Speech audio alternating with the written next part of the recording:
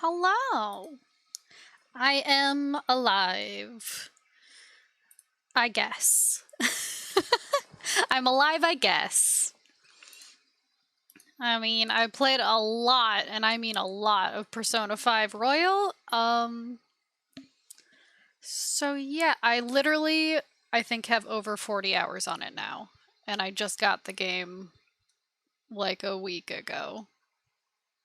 Or so. So yeah. I didn't know the human body can sustain that much weeb. Oh. Oh, I can. Oh, if anyone can, I can. I mean, I love Persona. It's so good. Come on, OBS. Catch up, catch up, catch up, catch up, catch up, catch up. Catch up, OBS. There we go. God, what was I doing last time? I truly don't remember. What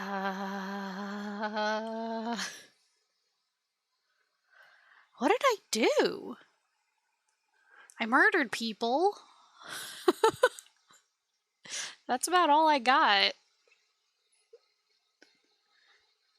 I mean, to be fair, my brain has just been full of, you know, cool jazzy Persona music. Although I did wake up today with a song stuck in my head. And it was, oh God, what's the song? Better indeed. Oh, thank you, Aloth. It was a song where I was like, what? Why is that in my head? Yeah, it was Blow My Whistle. the Flowrider version. I guess you were clearing out the basement dwellers? Oh, could have been, yeah. I was in the basement, huh? Sure. But then we decided to leave the basement? I have gardens now? Oh yes, my house is done, right? Is my house done?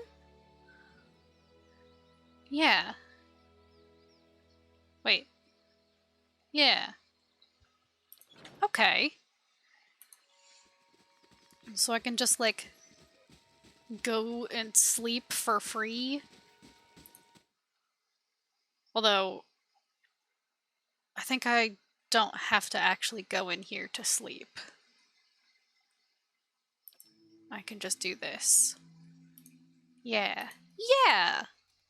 Sleep! My kitty! I forgot I got the undead zombie cat. I don't know how I could forget that. It's so cute. Oh, now it's dark. Better indeed. Thank you, Aloth. Thank you. Okay. Return to court. Oh, yeah. This guy wanted to talk to me again. Cool. I guess I could do that. Oh, yeah. The guy wouldn't show us the records even though I lifted him. Dumb. So my reputation needed to be better for that. Spend time traveling with Durance. The Master Below, yeah. The Long Hunt for Sagani. Travel to the Cliffs. There's just a lot to do. Okay. Okay, let's go. Back to the city? I guess? I suppose.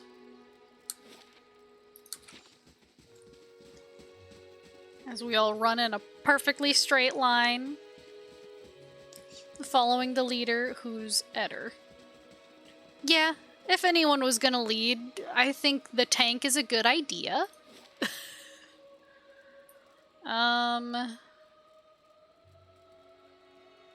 Let's see. I needed to go back to Brackenbury to talk to some dude who's just gonna nag at me. At least I'm pretty sure that's what's gonna happen. Hello?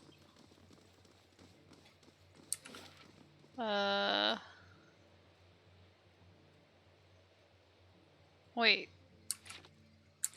Did I misread?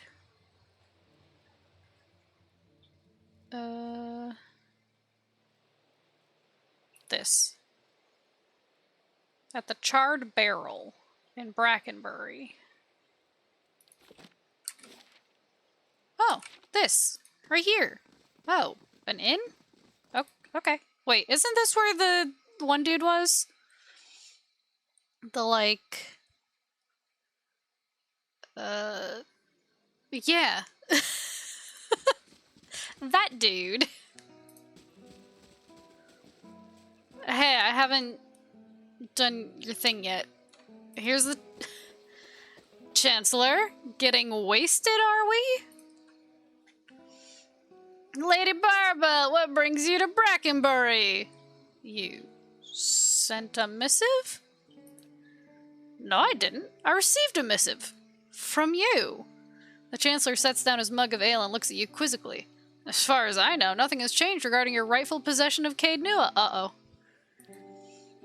You realize that the Charred Barrel has gone silent, and turn to see the last of the patrons quickly disappearing through the front door. A moment later, a group of armed men and women stride into the tavern.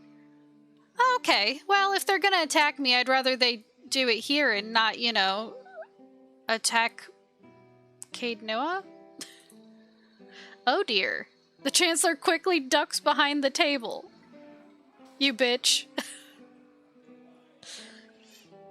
The woman, I don't know where young came from. The woman leading the armed group lowers her cowl with one hand while keeping the other on a pistol tucked into her belt. You immediately recognize Gathman's captain. Oh, you mean the man I punched? Yeah, I recognize his captain. Captain Emery. Now that the sheep have been herded from their pen, you and I can conduct our business, unfortunate as it may be. I remember you. You were with Lord Gathman at the palace. Dwarf.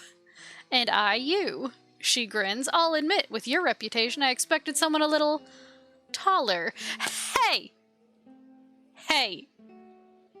Hey. I'll lift you. Do you want to go? I'll lift you. Right here, right now. What do you want? Oh, I think you know. Lord Gathman has ordered your death. She forces a frown.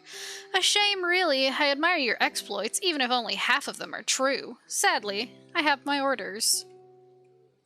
I think you should work for me instead.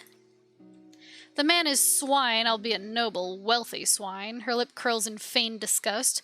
Were I to do it again, I doubt I'd have taken in with him, but what's done is done, and Lord Gathman is as ruthless as he is arrogant. He'll go to great lengths to avenge a betrayal.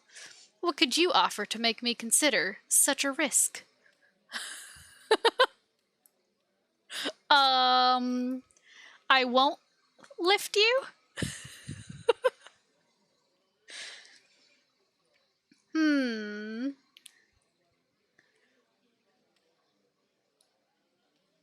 A lot less pain. Attack me and I'll make you suffer. Ha! I've not survived this long by cowering to idle threats. Do your worst. All right. I mean, if you say so. Furble, furble, furble, furble, furble. How may I help? Do it. Fireball, fireball. Let's go.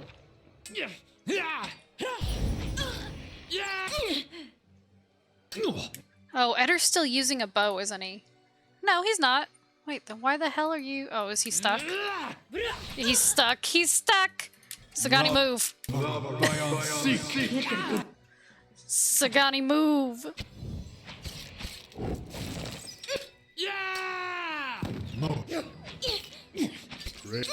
Oh, they bullied the. That's so rude. Are we destroying someone's dinner party? No. This is that one dude's, captain or whatever. You know, the dude I punched. Let's go. I tried to get her to join me, but she didn't like my threats. Fight on, mate! Can't get a good shot with this. Also, sorry if I'm shouting. Let me turn down the volume. Still. I don't think I need to yell.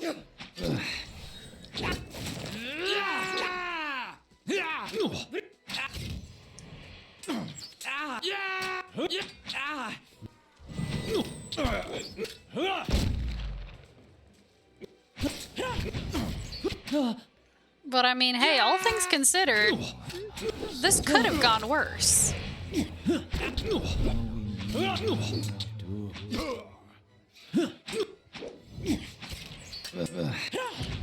Ayla, can you... Oh, right.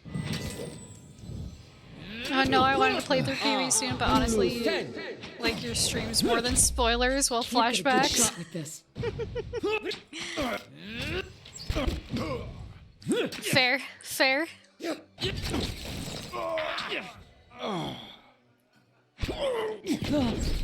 Yeah, and besides, you might not make the same choices that I make. For example, lifting people all the time.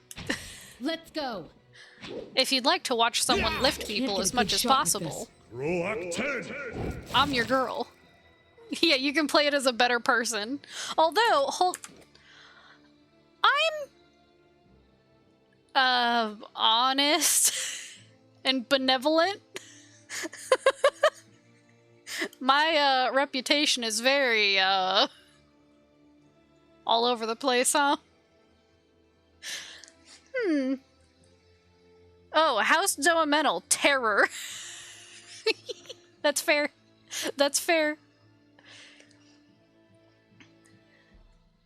Been here for Baldur's Gate stream. I know what I'm dealing with here. Good, good, good. I'm a terror. That's fair. You know, I did murder them. I did do some murdering. I'm a hero in the Gilded Veil, though. Is that because I murdered, what's his face? I can't even remember his name. Wow. Wow. You know, the guy. You know, the guy. I mean, Gilded Veil, not hard to get them to like you. Fair.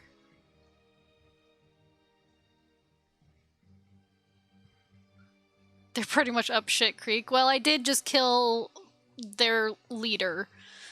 Their oh so benevolent leader who hanged people on a tree. So you just have to get some potions and find missing things. Also, I did do that. I did do that.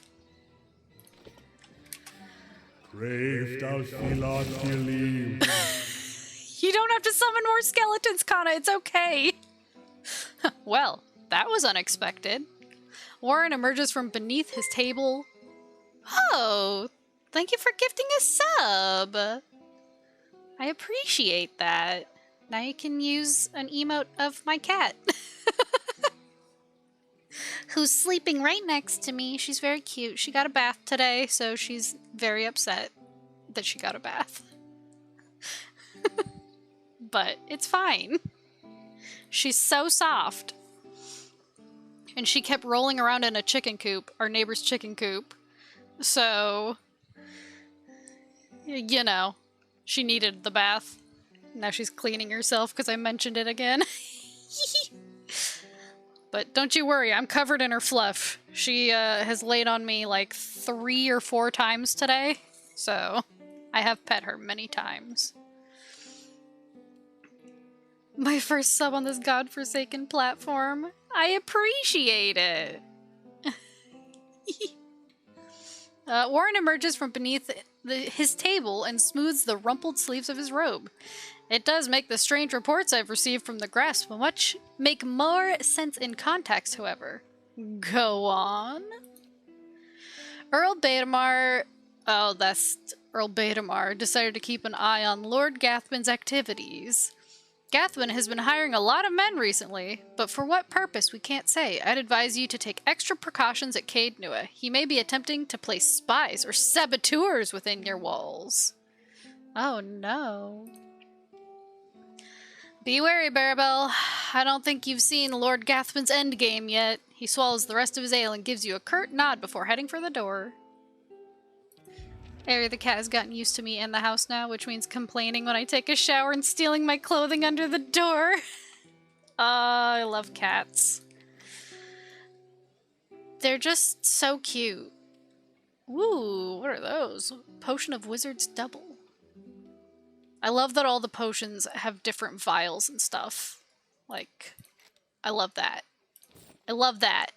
Well, leaving him naked on the floor. What you gonna do?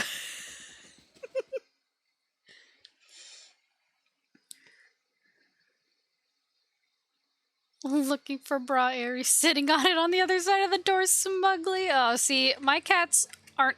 But if your dukes ordered you to return home, Oh. the safety of the republics is being decided here. If I do what needs to be done, there'll be time enough to beg forgiveness when the dust settles. I understand. So this cat wants to know if you do a Shadowrun game? Which ones are the Shadowrun games? I actually don't know.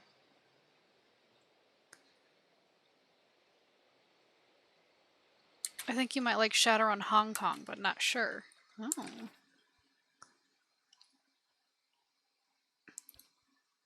Oh. Okay.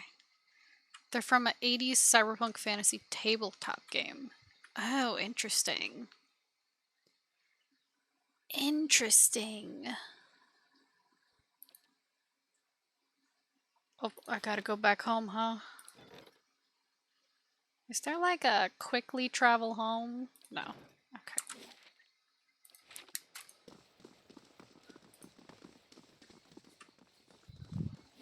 Marcia. She has awoken. Marcia? Yeah? Marcia? Kitten? Yeah, Marcia? Yeah? Hi, baby. What is That's you it? indeed. What is it?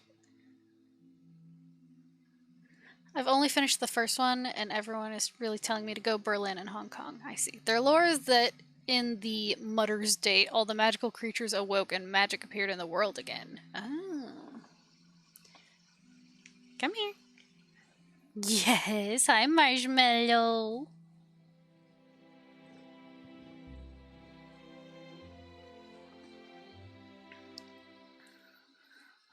Oh, you're so cute, Marcia. Marcia?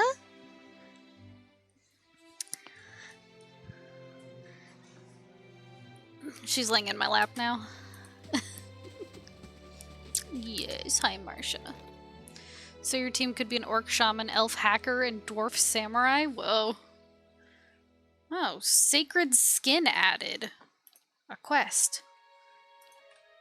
Scouts from the Twice-Split Arrows tribe claimed that a deranged elven druid stormed into one of Air Glenfath's smaller western ruins and absconded with the hide of an enormous bear that the tribe hunted down 5 generations ago. The tribe of outcasts has been unable to locate the druid, and they have received no help from their fellow Ganflathans. Because 80s are obsessed with samurai? Fair. I mean... Okay. Have fun, Durance. God, a dwarf samurai. That would be rad. That would be radical. Hi, Marisha. Oh, hello. I wouldn't pay, so they set my crops on fire. When my boy tried to stop him, they knocked him over the head. He's alive, but he can't think straight no more. Your boy got lucky. My guards, good men both, got put to the sword after they'd surrendered. I paid those thugs what they wanted, but they still took everything I had. Sorry, Marcia. She hates the southern accent. She hates it. She hates it. I'm sorry, Marcia. She jumped off my lap immediately. Like, nope, nope, nope, mm-mm. Yes, Marcia. She gets kisses. There she is. A woman points at you, and all eyes in the crowd turn their hostile gazes upon you. What's going on here? Like, yeah, there are some 1980s semi-racist things to some of the concepts. Yeah. We want justice. You've been terrorizing us, and we won't stand for it any longer. Go on. You sent your men to my farm to collect a crop tax, saying we was overdue. For me, it was a road toll. I've been traveling up and down this way for years, and this was the first I've heard of such a thing. Other people in the crowd chime in with similar stories. What makes you think I sent these men? They said they were acting on orders from the Lady of Cade Nua. That's you. Those weren't my men. Then who were they? They weren't no common bandits. If this happens again, it's not on my orders. You heard it directly from me. Say we believe you. What about what we lost? What about my crops? Karma hasn't gone for our butts. Not yet. Wait, but we do have taxes, right? Yeah, but I don't think I've told anyone to be violent with taxes. Maybe it was us. Maybe it was the throne. And my goods. And the families of my guards. I don't care about your idiot son or your trade goods. I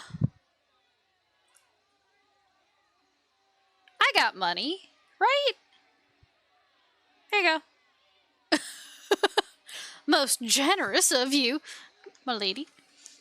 The villagers nod and smile at you, uttering thanks as they distribute the coins between them. Bye! Now don't come to my house ever again. Angry mobs, the inevitable thorn in every ruler's sides, eh, Barbell? Well, what brings you to Cade Nua? I have news about Lord Gathbin. Let's discuss it in the Great Hall, away from curious ears. What? But I have curious. But I have the curious ears. Hello? Hello? Hello? My ears are curious. Hello? By the way, Marcia's still under my feet. I bet they had nothing to do with this. So, she didn't leave me completely. She just jumped off my lap. Hey! Lady Barbell. Yes? I've received word that Lord Gathbin is amassing an army of mercenaries near Yenwood Field. It appears a peaceful claim to Cade Nua is no longer possible. Well, I knew this would happen. The Earl has sent me to aid you in forming your own force to counter this threat. I'm here in an advisory role only, of course. The Earl won't officially take sides in this dispute. Cool.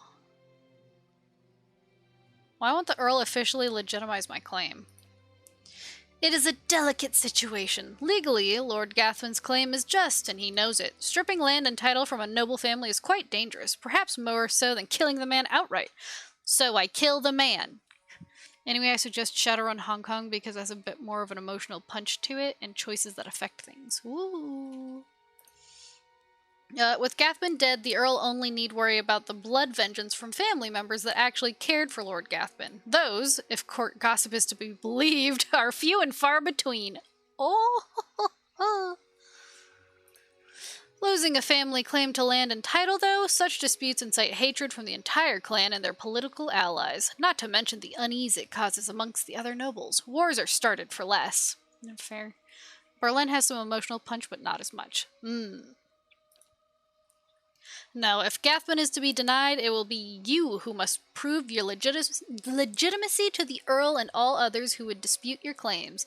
This is what it means to be a noble in the Deerwood. Berlin is more of a mystery. Hong Kong is a bit more noir. Oh. Not sure if I'm making sense. Kind of?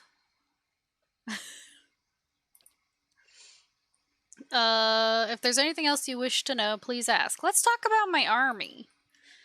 The Marshal nods. Where am I getting my troops? Also, Hong Kong has a dwarf team member. Nice. I've sent out a call for volunteers from the lands around Caed Nua. Hopefully people will realize that being under your rule is preferable to that of Lord Gathman's. Well, I did just give them 1,000 gold, so hopefully, they spread the word. Any hirelings stationed at Caed Nua will also accompany you to the battle, so I suggest you acquire as many of them as possible. Oh. However, most of these men and women have no military experience. Hopefully you can gain additional allies. The Knights of the Crucible, perhaps? Or the Dozens? Well, the Dozens are my friends now, so... What's the status of my regular troops? The Marshal shakes his head. 2 green and 2 few. If you go up against Lord Gathman now, losses will be heavy. However, victory is still possible. We need to recruit veteran troops. I know a company or 2 of veterans that would be willing to join us for a bit of coin. I'd say 10,000 copper should cover the expenses. Oof. Let me think about it. Let me think about it. How much gold do we have? I need to check that. What special allies do I have available? He shakes his head. No one has offered their help, I'm afraid. It may be possible to find an ally in Defiance Bay among the Knights of the Crucible, the Dozens, or if you're truly desperate, House Domenel. Not them. Oh, we can think about it. Who cares about war coming at our door? I've also heard rumors of a force of Ridasarans currently in the White March. If you find your way that far north, perhaps you can sway some of them to join our cause. Cool, that's it for now. And his name is John Cena! Hi, Valet! How much time do I have? Enough. It's rumored Lord Gathman will suffer a series of unfortunate and completely unforeseeable setbacks before his army is complete. He grins and winks. Still, I'd not tarry long. Ho ho ho! The music plays. I have a fortress with strong walls. Why not let Gathman's army come to me? Lord Gathman isn't fool enough to risk tearing down Caed Nua just to kill you. And if you shield yourself behind these walls, he'll have free reign to torment your subjects in the countryside. I guess. Earl Baedamar will see your inaction against Lord Gathman as a sign you're unwilling to perform your duties as Lord of Caed Nua. Losing his support will have dire consequences. Taking the fight to Lord Gathman is your only option. Cool, bye! Cool, see ya! How much money do I have? Oh, I got 22,000. Yeah, I can give him 10,000. Oh yeah, I wanted to put this away. Hold on. Yeah. Look at all these traps I have, Jesus. We should get more friends though, right? Yeah. I just... Hello? Oh, scouts from the Twice Split Arrows tribe claimed yeah. The Twice Split Arrows gave Durrance enough information to pursue the crazed druid into the forest north of Deerford. Conversation with the druid was difficult as her emotions shifted quickly and without warning, often violently. Durrance eventually pieced together that her soul had been awakened while she was in the process of spirit shifting. Her awakened soul became obsessed with recovering and retaining the bear hide he had hunted generations ago. In the end, the druid attacked Durrance and some Deerford locals and was killed in the subsequent melee. Durrance, you fought melee? And lived?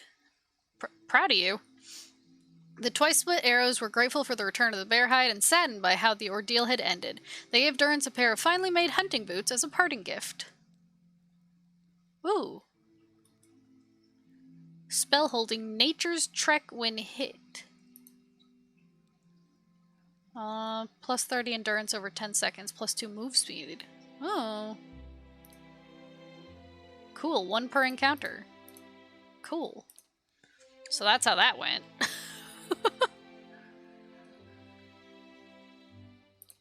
But yeah, I need more people to hang out here.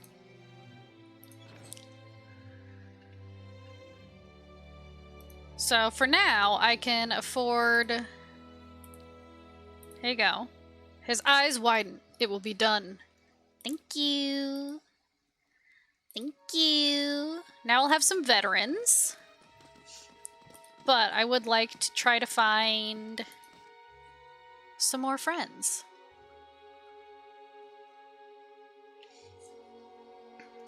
So... let's... It keeps coming along nicely. Thank you, Kana. Just wait, they're actually scamming us out of our gold. It's fine. I have a way to get things back. I'm very good at lifting people. Okay. Let's see. So... I haven't gone to Deerford Village. Whereabouts could I find a new friend, do you think? The Deerford Village? Or somewhere I haven't been at all?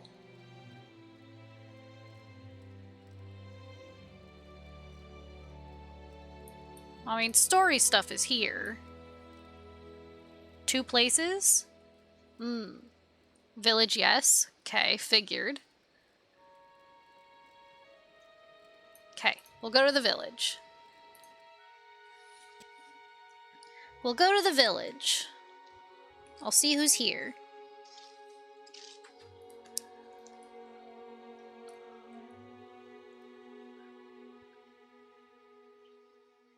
And then I should probably go back and talk to, Oh yeah, also I got the cat! I got the zombie cat. Also a place you haven't been yet called Stormwall Gorge. I think I've heard of that. I think someone has mentioned it. But yeah, I got the zombie kitty! It's so cute though, because it doesn't look like a zombie kitty. It just looks like a black cat. Look at it! Look at this baby! I'm so glad that they didn't make it look like the way they describe it, because that would have been a bad for me. Since I don't like zombies. But I do like kitties! Oh! Stormwall Gorge. Okay.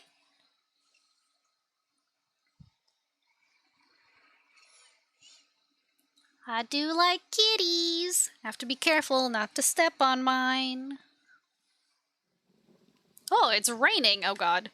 Can you get struck by lightning in this game?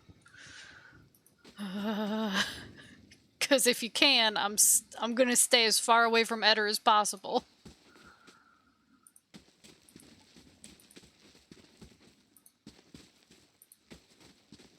Dear. Oh. That was weird. I love the team member from this area. Okay. Things are making noise. Oh. A feral druid. Oh my god.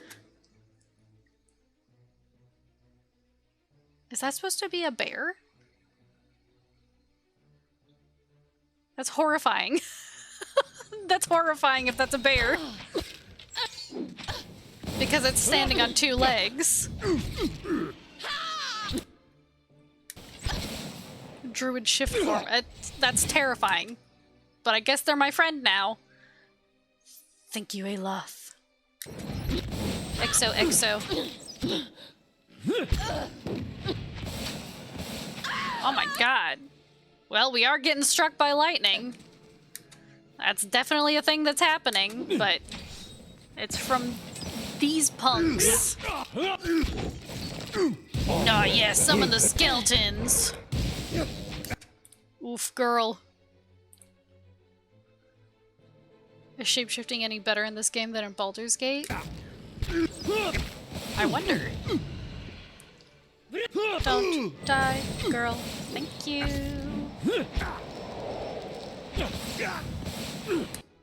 Oof. Hey, look, you want to check this guy? Oh, you're stunned. Okay, never mind. Never mind. Dead on. Look at them all like electrified. Oh, achievement unlocked, Soulbinder. I did all the upgrades. Cool. So now I get +3 might, +3 dex, and +2 intellect. Hell yeah.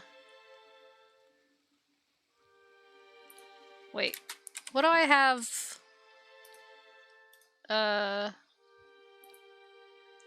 Since things don't stack, I have 23 might.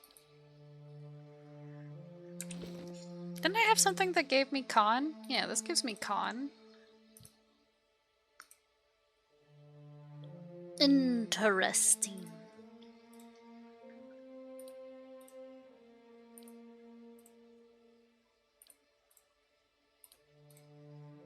Well, okay. Still not as mighty though as Volgiln the Mighty. I'm more mighty than Volgiln. I got 23 might. I mean, I could lift him. And I'll do it. Ooh. Well, yes, but Volgiln strikes. Not if I lift him first, he don't. I mean...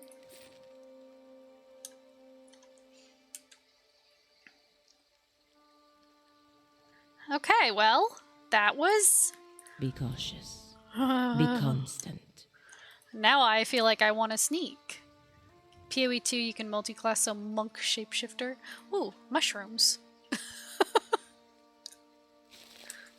Don't mind me. Oh, look at the kitty follows me.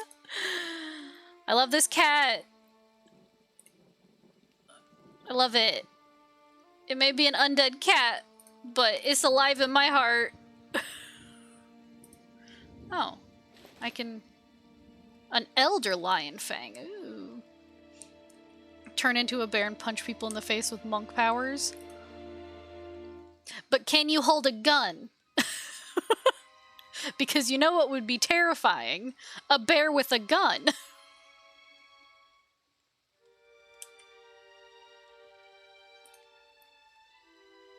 Undead eagles will not die of old age. True.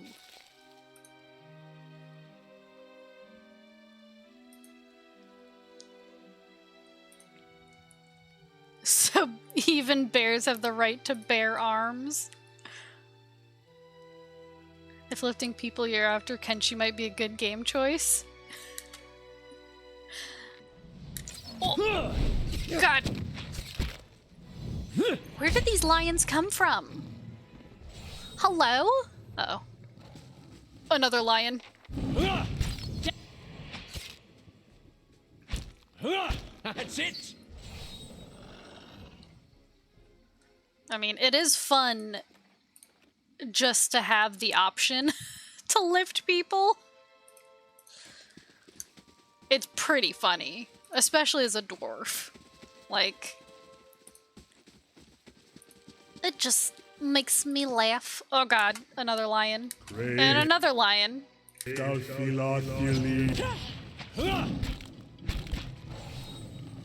The lionesses are on the prowl. I'm sorry, ladies.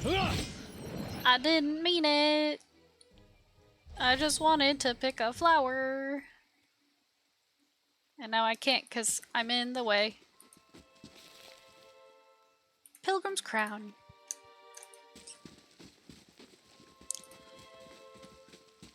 Just going around the border of this place. Look at these trees.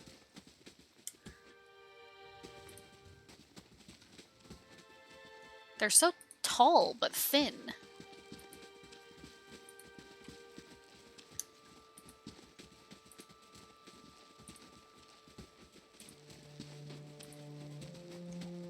Oh, there's a road down. Okay, okay. Wait, how far down can I go? Oh. Oh. Quite a bit. Quite a bit. Oh, bye, Marcia. She's decided to move. Yeah, are you gonna take a nap again? I mean, it's been a traumatic day. She did get a bath. Reminds me of the pine trees of my homeland. Oh, it's flooded. Currently, there's a flood in that area. It will go away when you get to a chapter. I see.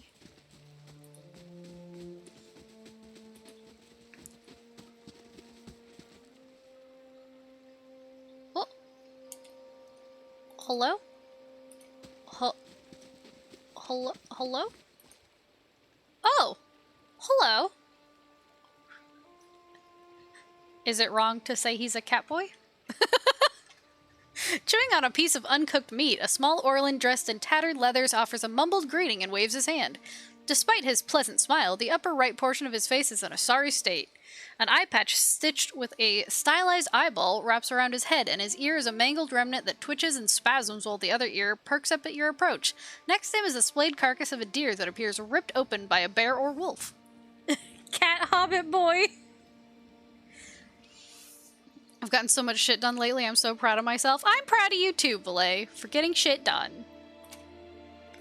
You hear a gurgling rumble next to you. Sagani places her hand on her stomach. Her eyes are on the carcass. Still fresh. Itamak's pink tongue lolls out of his mouth.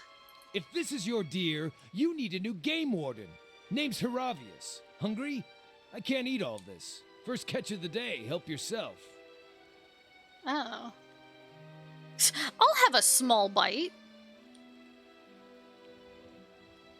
You might want to cook that first. And ruin the original texture? That's the best part! Just see for yourself. Turning his attention to the corpse, he plunges his hands into the deer's vivisected abdomen. It doesn't excuse missing your streams, of course. It's okay, Valet. I understand. I've been playing Persona 5 and also missing my streams. I mean, okay, I missed one stream, but, you know. Eat up! With a smile, he holds up the truncated end of the beast's innards in front of you. I want to play Persona 5. I guess I'll eat it. Wait. Is it safe for a dwarf to eat raw meat? They're not humans. They got more constitution.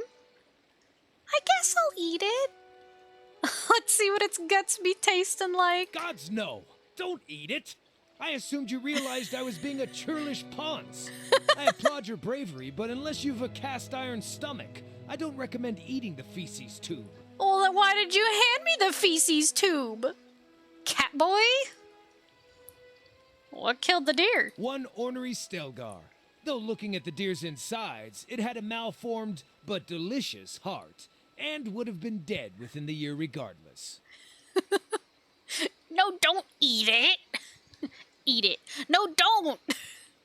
Hey, if you tell me to eat it, I'm gonna try to eat it, I guess. Gallowayne chose a fitting end for this fine animal. Pardon me. I shouldn't pray with my mouth full. What brings you here? Other than the delicious venison, new trees to document, new animals to sketch, new sights to be seen.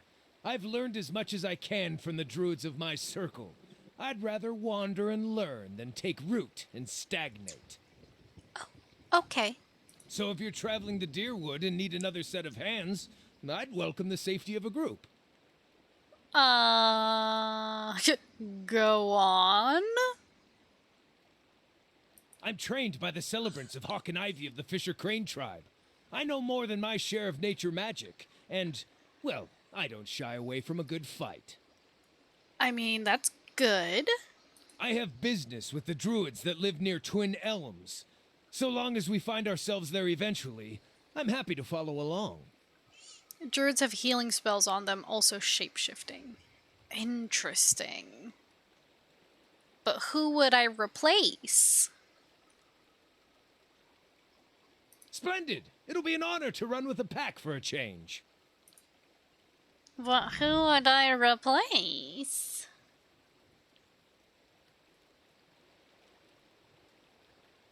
I can't get rid of my tank. I can't get rid of my love. I just got Bird Lady. I mean... I gotta find Cliffs for Sagani. Why is he your love? Valet, please, you know why he is. Valet, please. I don't. You don't know why I love Aloth? I mean... Why isn't he your love?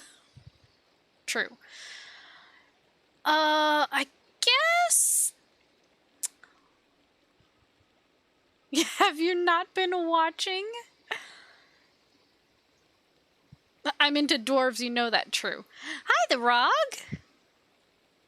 But, Valet, Aloth is an elf with a cranky dwarven woman's soul inside of him. So, like, there's something for you to love, too. You just can't see her, but her soul's there. Ooh. I guess Farewell. Sagani for now. Don't worry, I'll get you back, girl. Don't worry, girl. I'll get you back. Let's see what you've got. Fine leather armor. Medium armor.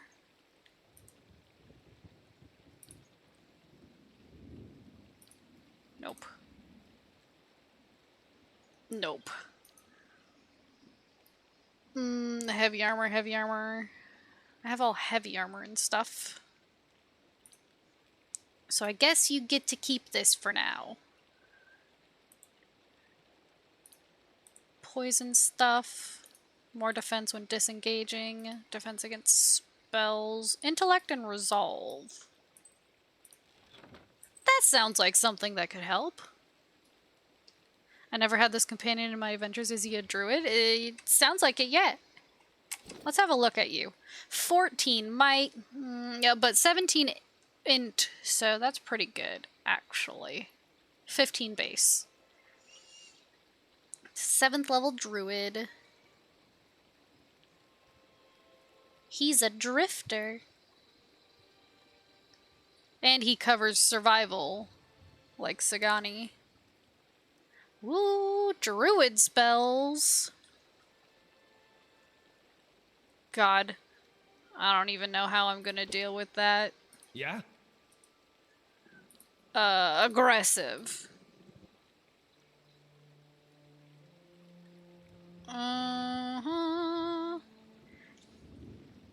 Hobo druid. Trash stats, bye. But he's a cat boy.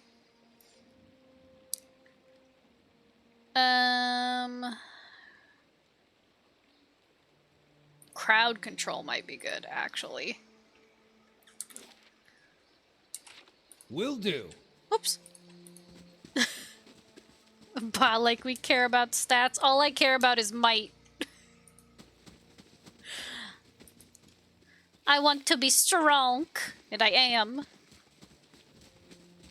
First it was sexy vampires, now it's cute cat boys. I'm done, bye. I didn't say he was cute. I just said he was a cat boy. Yeah. You said he was cute. No, I should bring you back here. Con is in the back. Mm-hmm.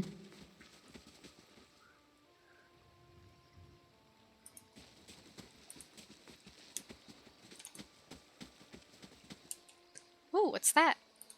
What's that? What's that? No, I don't want to step. I don't want to step on it. I don't want to step on it. I want to see what it is.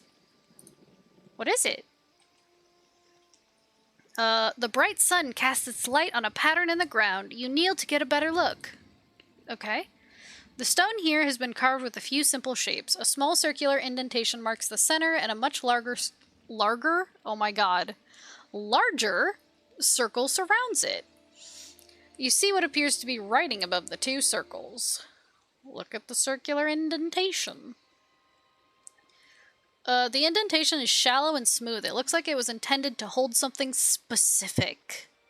Cool. Several shapes have been carved along the outer ring. Though most have been worn away, you can make out a crescent above the center.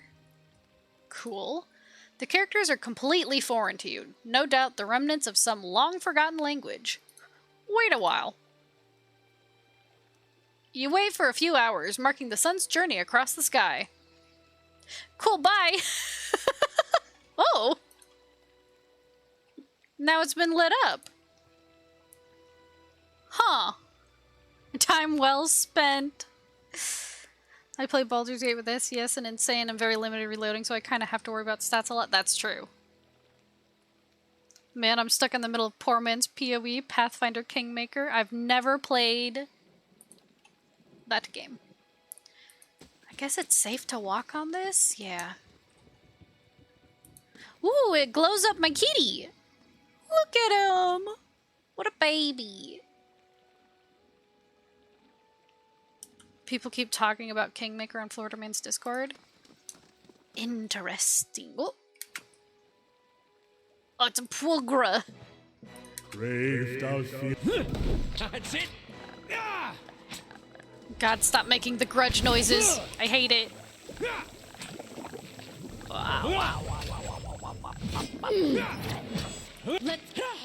that's going to leave a scar.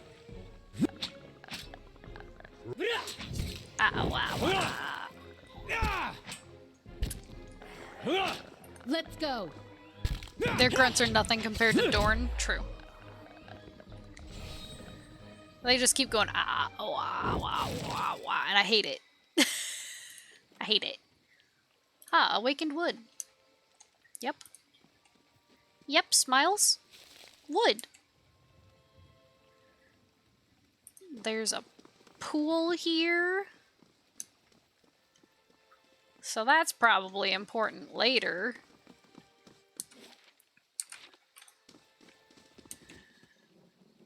Maybe I can go down there if it drains. Maybe, maybe, maybe.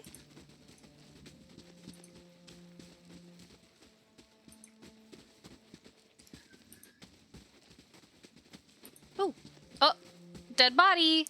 What you got on you? A winged helm and some money. Cool, cool. Radical.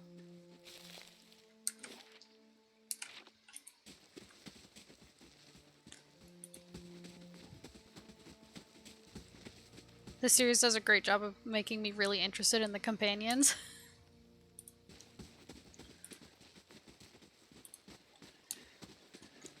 Which also sucks because I want to keep them all on my team. Fair.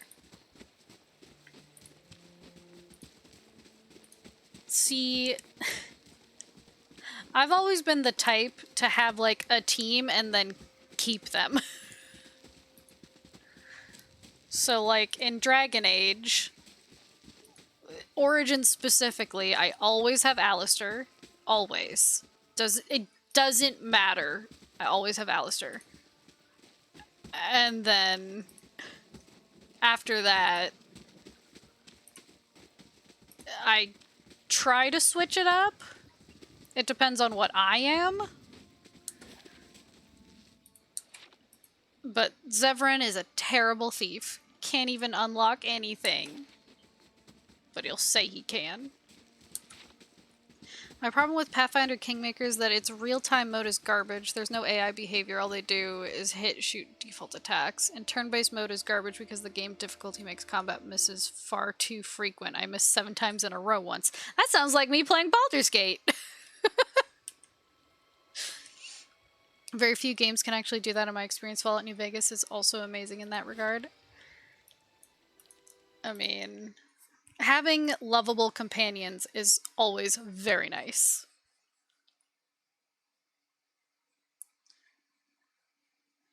Like, I mean, you saw me in Mass Effect, trying to choose who to have on my team, when basically all I want on my team is Garrus, and then my son, and then my wife.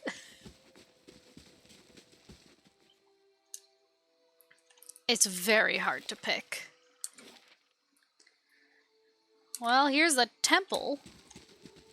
Temple of Bereth. Am I gonna get mugged in here? So our new druid friend, his quest comes from you talking to him. Ah. Hello? Hello? Are you guys gonna... Harbinger? Can't forget Torment, of course. Luckily, there's no real need to choose there. Fair. Out with you! I already told you what... I'm sorry. I thought you were one of those ruffians. Oh? Poor fellow, that looks painful. Kind frowns, his brows knitting. It's a sorry deed striking a priest.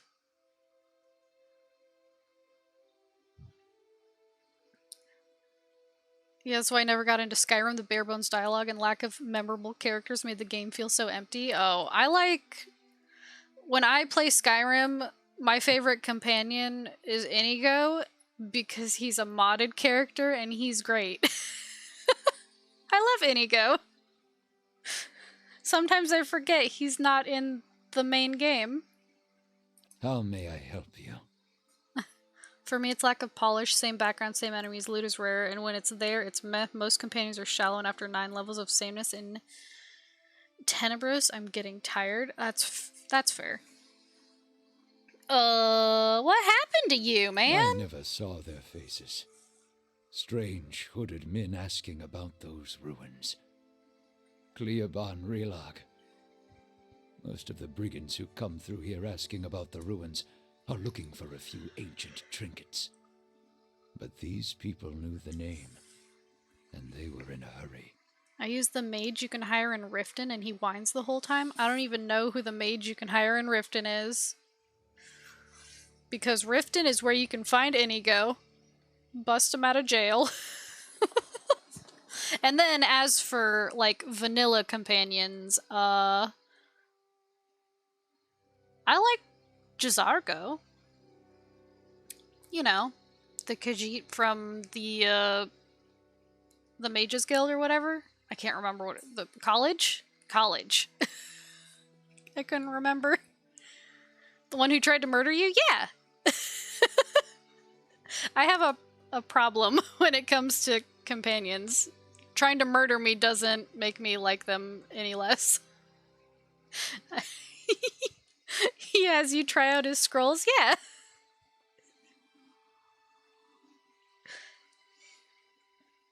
I mean, he's funny. He tried to kill you, yeah, and so did Zevran. So did Nathaniel Howe. I mean, it's a thing, okay? They wanted to know where Cleoban Relag was. I tried to keep it from them, but I couldn't hold out forever. Oh. I don't know what they were up to, but it can't be good. Oh. Aeloth looks at you, frowning. That does sound like the Leaden Key, doesn't it? So the one issue I have in this game, lack of savannah folk portraits for women. The old priest nods politely. Is there something else I can help you with? Can you tell me where to find the ruins? The Glanfathan tribe that guards the ruins will kill anyone who trespasses there. And they'll retaliate against us, too, if history is any indication. Oh. We've had too many fortune seekers stir up trouble of late. If I'm to tell you, I'll need to know your reason for wanting to go. The Leaden Key. Huh? He folds his arms and stares at you with one eye and a scowl. So this is where I say, go into the ruins and I'll kill you. And that's when you say, Hervius, I'm a watcher, and you're no match for all of us, and we've got a good reason for this, and then I give up trying to argue with you and leave you to dig your own trespasser's grave. And I'm only being half metaphoric. We sometimes make dear woodens dig your own grave before we kill you. When the kids hear about it, it's a fabulous deterrent. I prefer 3D portraits like in Dragon Age.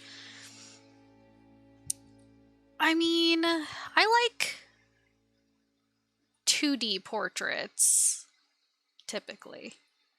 But there is some fun with 3D portraits, like in Dragon Age.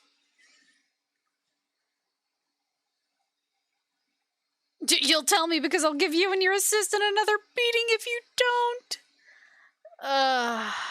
A dangerous plot is unfolding there. I gotta stop it. If that's the case, then we may already have trouble headed our way. Yeah. I'll have to take you at your word.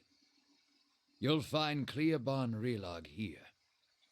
Whatever trouble you find there, please end it quietly and try to stay out of the ruins. Well, I have a hunch that I'm not going to be able to stay out of the ruins. Tell me more about Deerford. Folk here tend to keep to themselves, as they do in most towns this deep in the Deerwood. They're suspicious of travelers, but with all the brigands and refugees moving through the area, who can blame them? Oh, well, fair.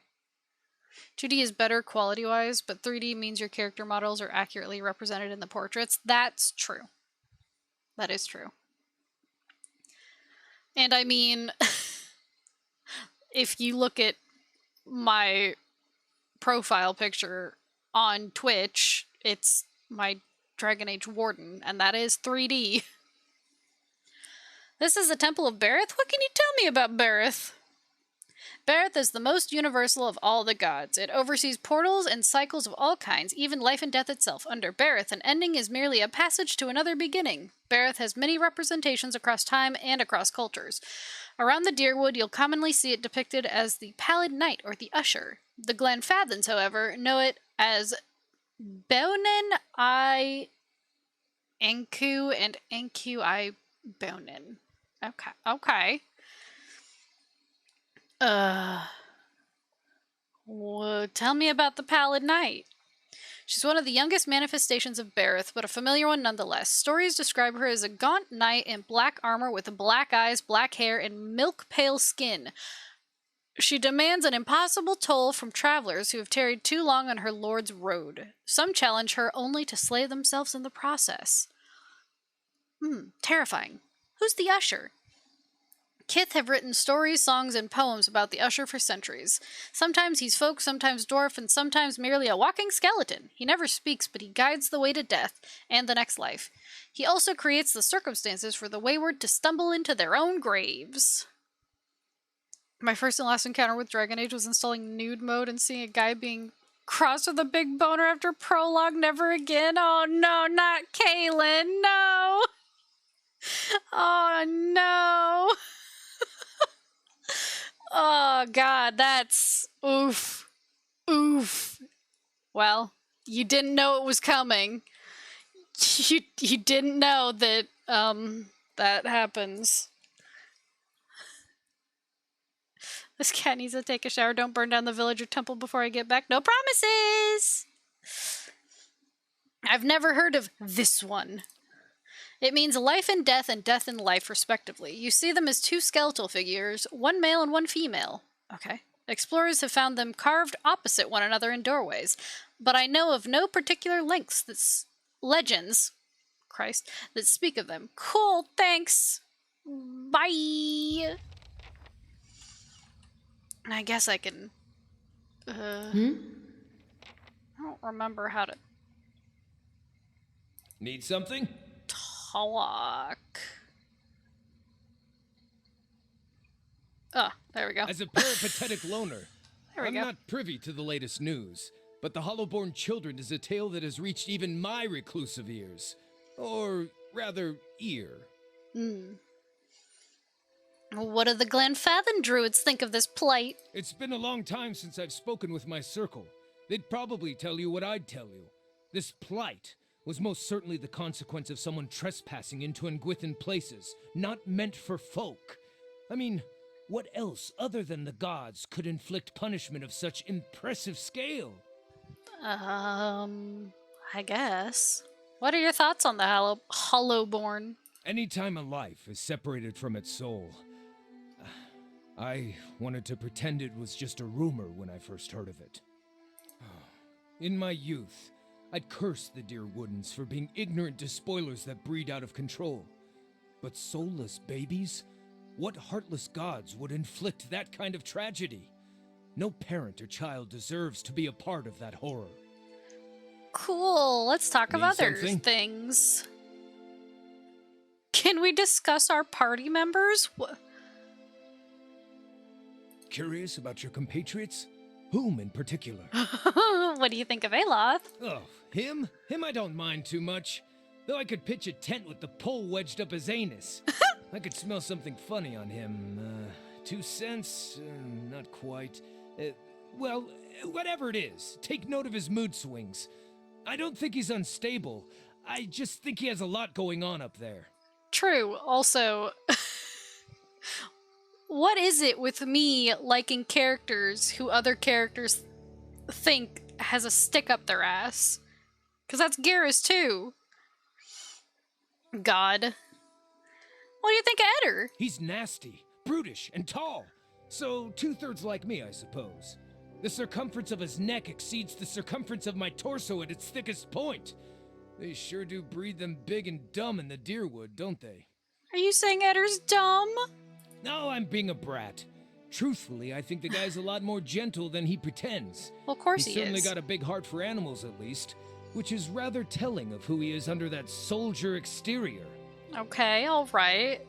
What about Pelagina? Her zeal is sincere, and I can tell you she's destined to die on her feet. Oh no. And she's easy on the eyes. Can't fatten a thoroughbred, that's what I always say. I just wonder if she has a cloaca or not.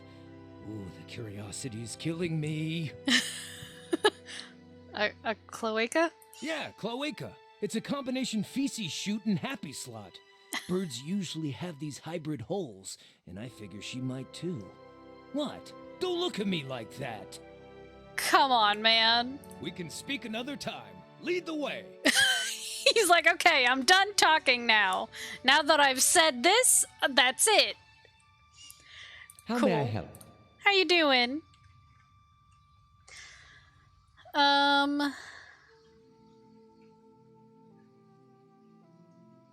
Let's see. The happy slot. I guess. I'd like to know more about Isilmir. He raises an eyebrow, such as... When did she awaken? My father was a strict man. He expected the best from his only child, and he didn't tolerate failure. His face becomes drawn. At times, he could be rather adamant, particularly when he'd been drinking. Isilmir manifested on one such occasion. To be honest, I don't remember the specifics, only that he was more careful with me after that. You said that you'd learned to hide her a long time ago. My mother instructed me to keep her a secret after she first emerged. She feared that knowledge of my awakening would render me an outcast, even though Isilmir proved useful against my father. I trusted my mother's advice, and I've since come to see the wisdom behind it. Merwald's an extreme example, but one that I can relate to more and more each year. Can I talk to her? He gives you a taut frown. Her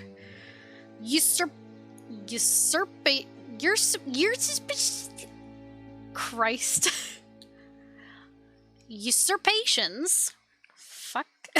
Are uncomfortable enough. I'm not eager to invite her into my conscience more than necessary. That's fair. So, now you understand a little more about Isilmir.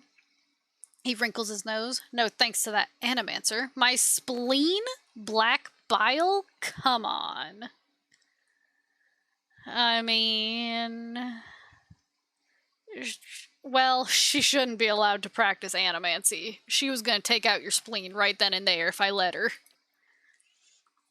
But that's the whole problem with the field. It's all based on speculation and experimentation. Nothing stops a bunch of quacks from profiting off of the ignorance of the masses. You show people a shiny gadget in the hands of an expert and they'll believe anything. Well... I don't know, I think you'd be more pleasant without your spleen. That's mean. I mean, maybe, but animancy has its uses. It's hard to say whether those outweigh the dangers.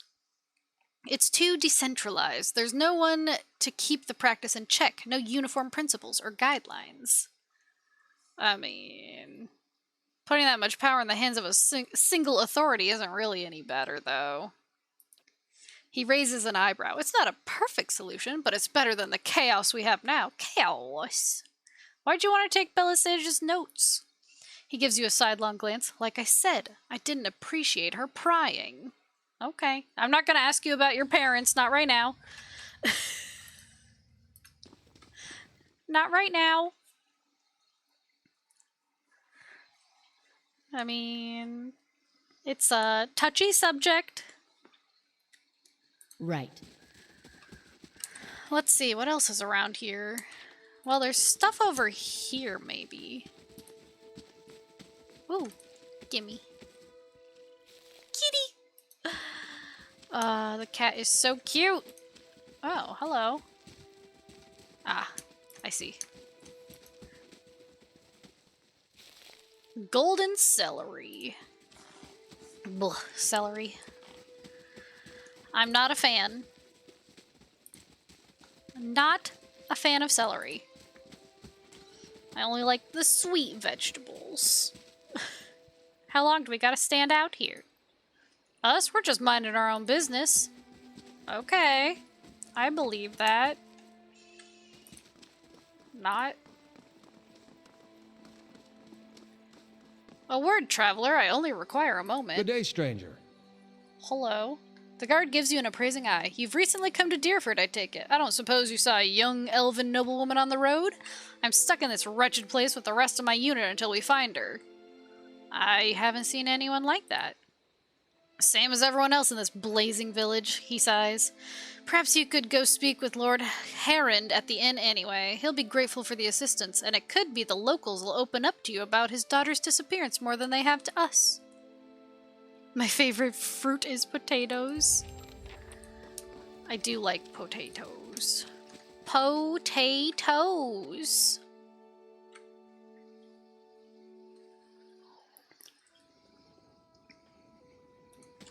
Ooh, a mill. Worth a look. Oh! Don't look. You guys hiding jewels in here? Have you been to Defiance Bay? I heard there's no Hollowborn there. Can't remember the last time we had a healthy birth in the village. Well, goodbye. I stole their peridot and I'm leaving. Bye! Sorry, I just spent 10,000 copper pieces, so now I gotta build up my wealth again. Dracogan Inn. The Grieving Mother. Sorry, I got 3 of her Steam cards. 3. And I'm sick of it.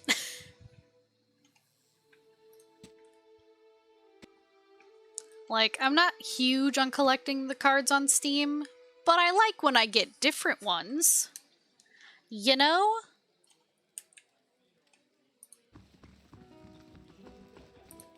I just want to find her. Surely even you can understand that. A redhead stands by the fire, tuning her lute and plucking its strings. She hums snatches of a melody as she goes. First time at the Draken? Normally I'd have a song ready, but I haven't quite worked out this tune yet. I'm writing some chants about the founding of this inn. Say, you interested in the story? I haven't finished the chants, but I could tell you about it all the same.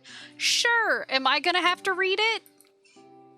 Oh, excellent. These rustic fables are always great fun. Let me get out something to write with. Pelagina rolls her golden eyes and exhales for an excessively long time through her nose. It was built in the time of Hadrit's Rebellion. An Adiran lady Thanu once had a keep here. One of the towers still stands, but the rest is said to be buried under the village. Anyway, she stuck to the side of the Empire, and a contingent of Duke Hadrit's Knights of the Crucible helped the farmers and colonists in the area turn her keep to rubble. This inn was the first building that sprang up from the ruin, built with some of the same bricks the colonists had pulled from the Lady Thanu's castle, they say. Supposedly, the quarterstaff of her chief wizard even got lost in the construction, mortared to a wall or nailed under a floorboard. Anyway, the inn was supposed to be a haven and a meeting place while the locals built their new town. Go on. Dear Woodens are an ornery lot, and the more these new neighbors met, the more they argued. They realized they didn't agree on much beside ousting the old lord. The biggest divide was over the Glenfathens and their nearby ruins. Hadrit's knights and their supporters wanted to keep the peace, but a group of misfits with more anarchic learnings that had formed in town wanted to go after the tribes the same way they'd gone after their lord. Soon the villagers were fighting with each other as much as with the Adirans. In the end, memories of the Broken Stone War and the War of Black Trees were fresh enough that the Duke's soldiers won the day. Most of the other villagers came around eventually, but some of the core troublemakers left to join the front lines with the War of Defiance, and others, I've heard, found their way into the Guided Compass, the most forward-looking of the Glenfathen tribes. I don't know if I believe that part myself, but it makes a good story. She points to the east wall. There's a portrait of one of the chief rabble-rousers and his rival in the peacekeeping faction. Someone's idea of a joke. I don't think they were particularly amused. Okay, bye. I don't want to read that much. We're decent folk, my lord. Perhaps you should leave and check the wilds. Hey, the man wears Adir-style robes, simple but elegant. His fine leather shoes look like they were made for padding around indoors, yet they're caked with mud. He yanks at a lock of hair twined around his silk-gloved finger. His fine features are etched with anxiety. My child is out there. Do they not understand? My lord, we're doing everything we can. Unfortunately, these villagers... Beasts take them all. I don't care how you do it, but find her. I heard you arguing with the A innkeeper. petty, small-minded man. Just like the rest of them around here. God damn it. I've been paying him an honest fee for board and bed, and yet he can't be bothered to stir himself to concern for my Alice. Your child's missing, I take it? Yes, Lady Alice. My daughter.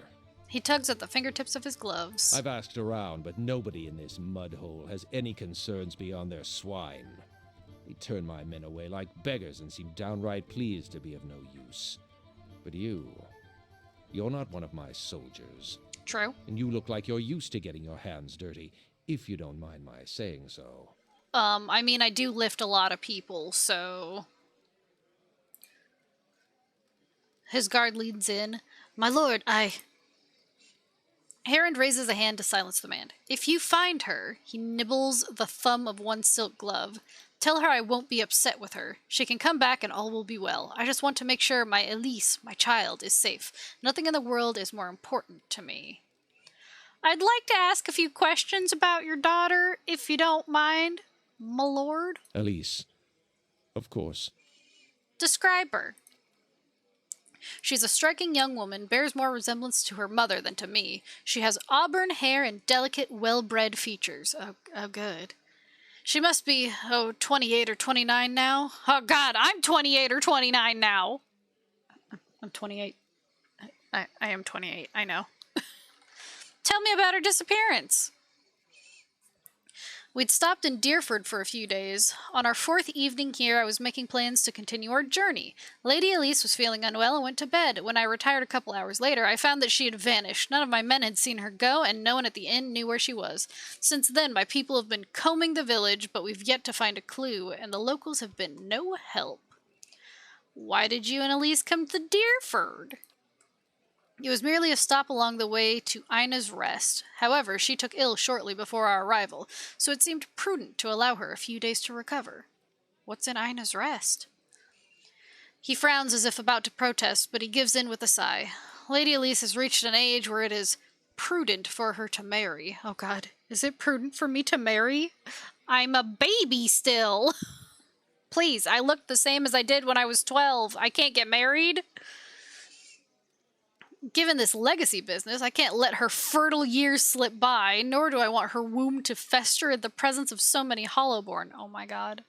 You leave her womb alone just because you're her father. Please. Well, I don't have intellect. I'm an idiot. But I have survival. There are better roads along the coast. Wouldn't it have been easier to follow them to Ina's Rest? If I thought that, I wouldn't be slogging through the forest, would I? He waves a hand. The main roads are clogged with people fleeing one way or another to try to escape Waidwen's legacy. It would be difficult for a caravan like mine to pass without incidents. At the time, it seemed prudent to move quietly along the back roads. Prudent, prudent, prudent. Cool. Where's the rest of your family? Surely they wouldn't want to miss your daughter's betrothal. Lady Herond is ill-suited for travel, I'm afraid, and, unfortunately, Elise has few other close relatives. My sister and her husband, Elise's aunt and uncle, of course, have been visiting Ader these past months. He rubs his knuckles. And as for siblings, Elise has none. My wife has only given birth to Hollowborn, since Elise, that is. Oof. I see. Going back to your daughter, going back to my previous questions, tell me about yourself. I'm Lord Nestor Harrond of Defiance Bay. My family has been prominent there since Imperial times. Our primary estate is on the outskirts of Brackenbury, but we have holdings in New Haomar as well. Those went to my sister and her husband. Bye. Okay, bye. See ya. I love when a conversation ends just like that. Well met, friend. The innkeeper digs inside a mug with a dirty rag. His eyes under his thick brows are tired but watchful. He gives you a quick nod as you approach the bar. Don't see many travelers these days. Something I can do for you? What was your exchange with that nobleman about? He looks up from polishing his tankard and glowers at the lord. Folk round here's decent. They mind their own business. You want to stick your nose in, go talk to him yourself. Oh, can you tell me about his daughter? He frowns and shrugs. His lordship says she up and went missing the other day. He wipes a tankard with his ragged towel, twisting it with soft, jerking motions. Oh. I don't know any more than that. However, these lord and bastards handle their affairs ain't no business of mine. I don't have perception. I don't want to show him my coin purse. Okay. Perhaps you could make it your business. He scowls at you. Put them coppers away. My pay come from an honest day's work. Enough for me, and should be enough for anyone. But you're just like that lord, rattling your purse like it's fit to buy the leave of gods and kith. It is absolutely necessary to describe the cleaning of the tankard in that much detail. Soft, jerking motions? Huh? What do you mean about Lord Heron and buying the leave of gods and kith? He shakes his head. Look, I don't want no trouble from you or him or anybody else. I'm just waiting for him to tire my ale and leave so things can go back to normal round here. Immersion! Ooh, I'm 3 honest or 2 benevolent. Ooh. I won't stand by and allow an innocent girl to come to harm. Help me find her. He leans on the bar and sighs. Renegade run, by the way. This isn't a renegade run. This is just I'm a dwarf who likes to lift people run. That girl, Elise, she was looking to disappear. You should have seen her, watching the door like a sheep at slaughter. All the same, she didn't hardly speak to no one. Only folk I seen her talk to's Trigil. He nods at the east window. His shop's by the broken tower. Bit of a hothead, that one. My advice is to let the matter drop. Like I say, it don't profit to dig around other people's business. I want to talk about something else. I have questions about Deerford. He runs his rag around the rim of the mug. Ask. I mean, he's really cleaning this one mug, though. This one. Tell me about the village. Walk from one bridge to the next and you've seen it. We're quiet, hard-working folk. We keep to ourselves and don't take to being pushed around. He glares at the well-dressed man standing off to the side. Used to be a castle here, built by some family of Adiran Thanes back when the Empire first came. Only one tower still standing, and that's part of Trigal's shop now. Sid, the bard by the fire, could spin you yarn if you're so inclined. No, she did already. Speaking of mugs, can't wait till you meet Muggy in Fallout New Vegas. Am I gonna get mugged by Muggy? Who lives in Deerford? Not many anymore. Hard to keep people around when everyone hears Birth and Hollowborn. But we got a few who stick around and do business. Tragil's the leather courier. Hendina crafts potions. And Winfrith trades in general goods. Rumbald's a pig farmer. Or was, anyway.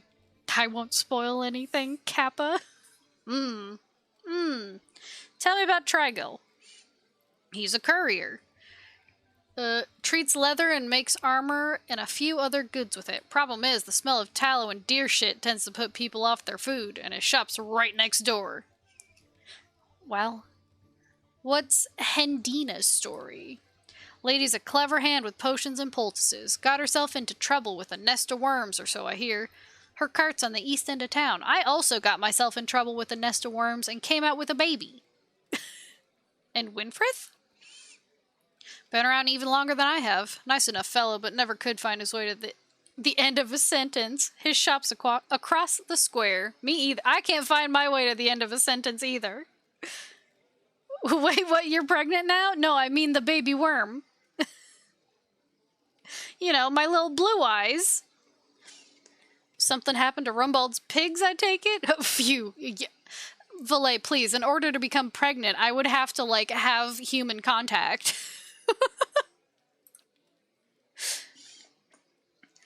I mean, and even in this game, I don't get a lot of that. Damn ogre carried them off. Now he squeals more than his herd ever did, he shrugs. It's rotten luck. No, I meant in-game. Yeah, either way. There's no romance in this one. Let's go back to the Deerford. About that ogre. You don't hardly see him this close to town. Ogres and kith don't mix well. Ugly bastards, but they're smart enough to know that much. You want to know more? Talk to Rumbold. His farm's southwest of here. You said you don't see many travelers. Course not. Why would they come here? We got bandits on the road and an ogre in the forest, as that yapping fool Rumbold will tell you. Worse yet, it hasn't been a healthy child born here in over a year. Most kith that come here is just passing through. Okay. It's okay, I'm not ever planning to have kids either. I already have my kids. They're fluffy and they say meow. I love them. Ooh. Blood legacy. Fur babies, yeah! I got some fur babies. They're cute. And cuddly. And they have very sharp claws. Who's coming up the stairs? Me, bitch? Hello? The Orlin hovers by the window, peering out of it every few seconds. As you enter the room, she watches you carefully, her hand hovering over her stiletto. She cranes her head to peer behind you. Anyone follow you? Who sent you? What are you talking about? Hooded man? A Renicus? Oh, God. The man leaning against the wall glances out the door and nods to the Orlin. The hand over her weapon relaxes, but she's still watching you closely. Some old friends from Defiance Bay are looking for me. We're not exactly friends anymore, if you catch my drift. I'm just trying to lie low and mind my own business. Know what I mean? He's gonna ask you if you understand yet. I don't understand. Boss, an Almal looks at the Orlin and jerks his head at you. All right. She raises a hand to the Almal before turning back to you. My friend here thinks you could maybe help us out. Now, I'm sure you're a busy woman, so I'll make it worth your time. She flips you a few coins. Just go take a look around town. Come back and let me know if the coast is clear or if you see any suspicious figures. Okay. I guess. You're pretty suspicious. What's this about? She scratches the back of her neck. I may have gotten myself into trouble with some powerful people in Defiance Bay. Powerful, criminal people. I suppose it was bound to happen eventually. I'm a thief by trade, and it's hard to do my kind of business in the city without crossing them eventually. Now I'm just trying to put some distance between us. Cool, I guess. Cool. For knifery. Knifery? A knifer. Nifre.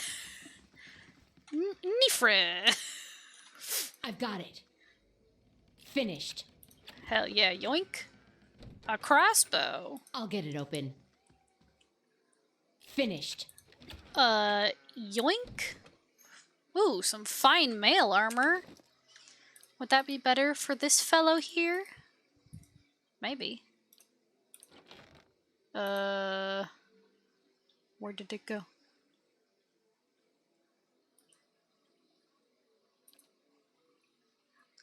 Oh, but this helps against corrode. Yeah. Okay. Okay, here you go.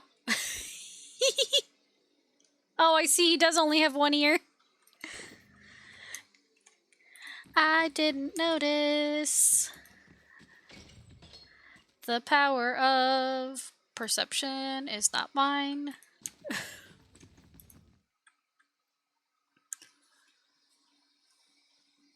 Okay, let's see now.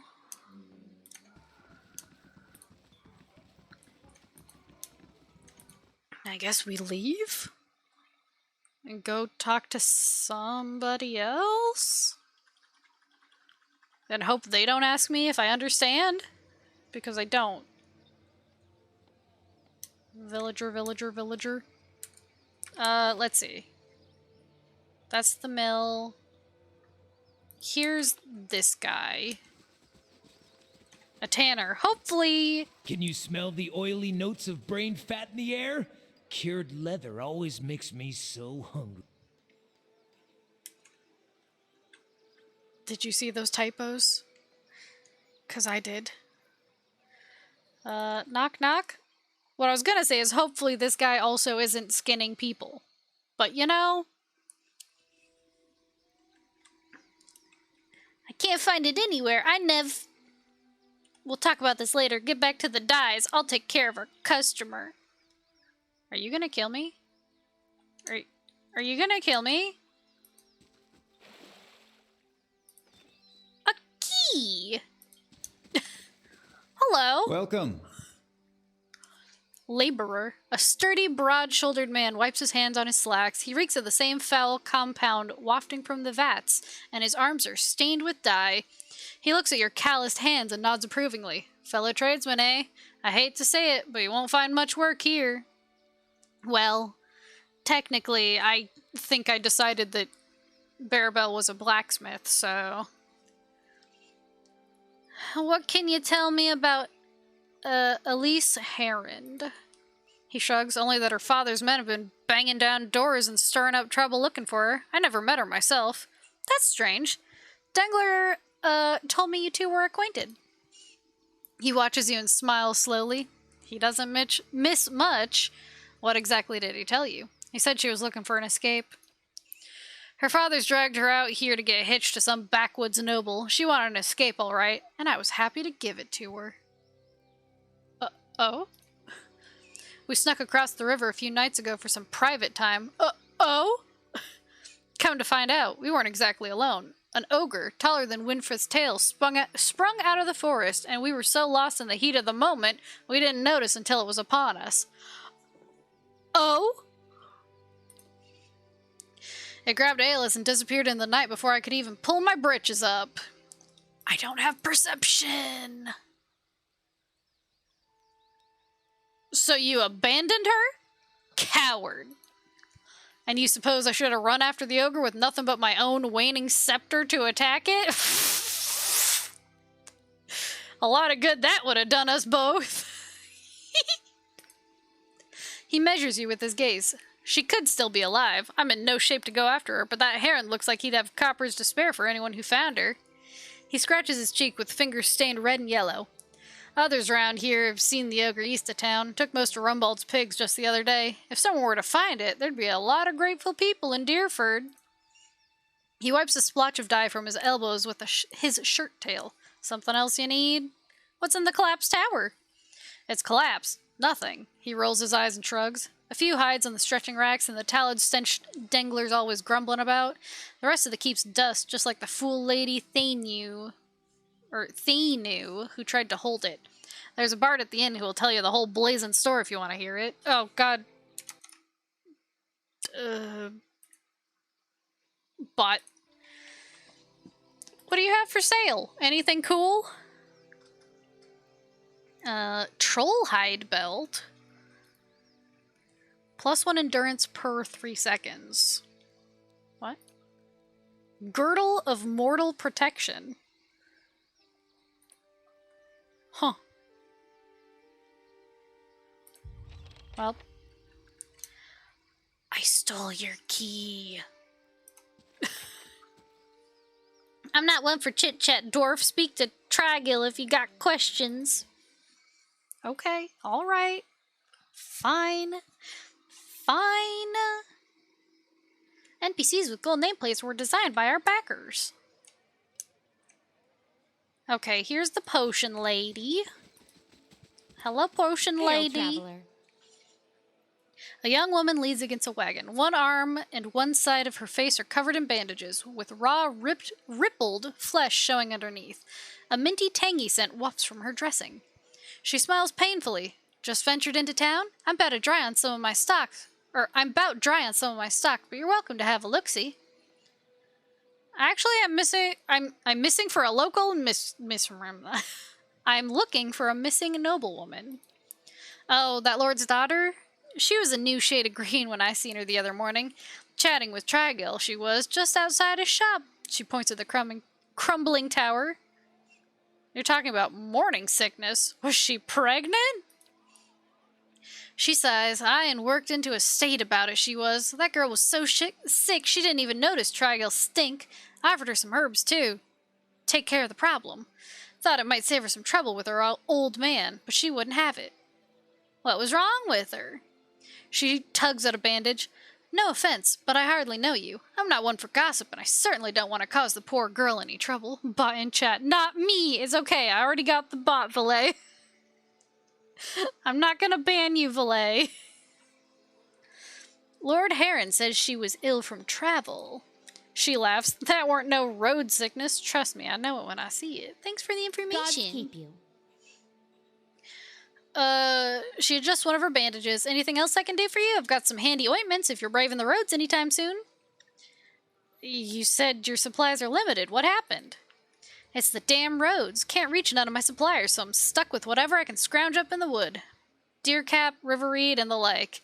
That's well and good, but most potions require something stronger, too. Troll skin, vessel bone, what have you. And then there's the really rare ingredients, things you'd never be able to afford, let alone find on your own. I'm not a bot, just new. Hello, Burnin' Wreck. What did you find? Hendina winces as the rest of the story comes tumbling out of her. I've been keeping an eye on Drake's Nest east of town at Deerford Crossing. The beast stayed just long enough to lay a clutch and moved on. Thank the Sky Mother wasn't a full-grown dragon. We can't take any risks, Load's gun. Oh no. She looks at her bandaged arms and grimaces. Fresh eggs are much more useful than the ones that got passed between merchants or left in nests for weeks or more, and that clutch looked to be at its peak. Thought I'd see about getting an egg, but I didn't realize so many of them had already hatched, or the young worms were so territorial. I guess I could get an egg for you. By the way, I finally made that silly Siege of Dragonsphere meme I wanted to make. It's in Discord. I must look. Let me look, let me look. Pop. What if you wanted to go to sleep, but Arenicus said, you understand none of this, did you? I didn't understand any of it. Okay, she keeps her gaze steady, but you see hope kindling in her eyes and twitching at the corners of her mouth. I sure hope you're not leading me on.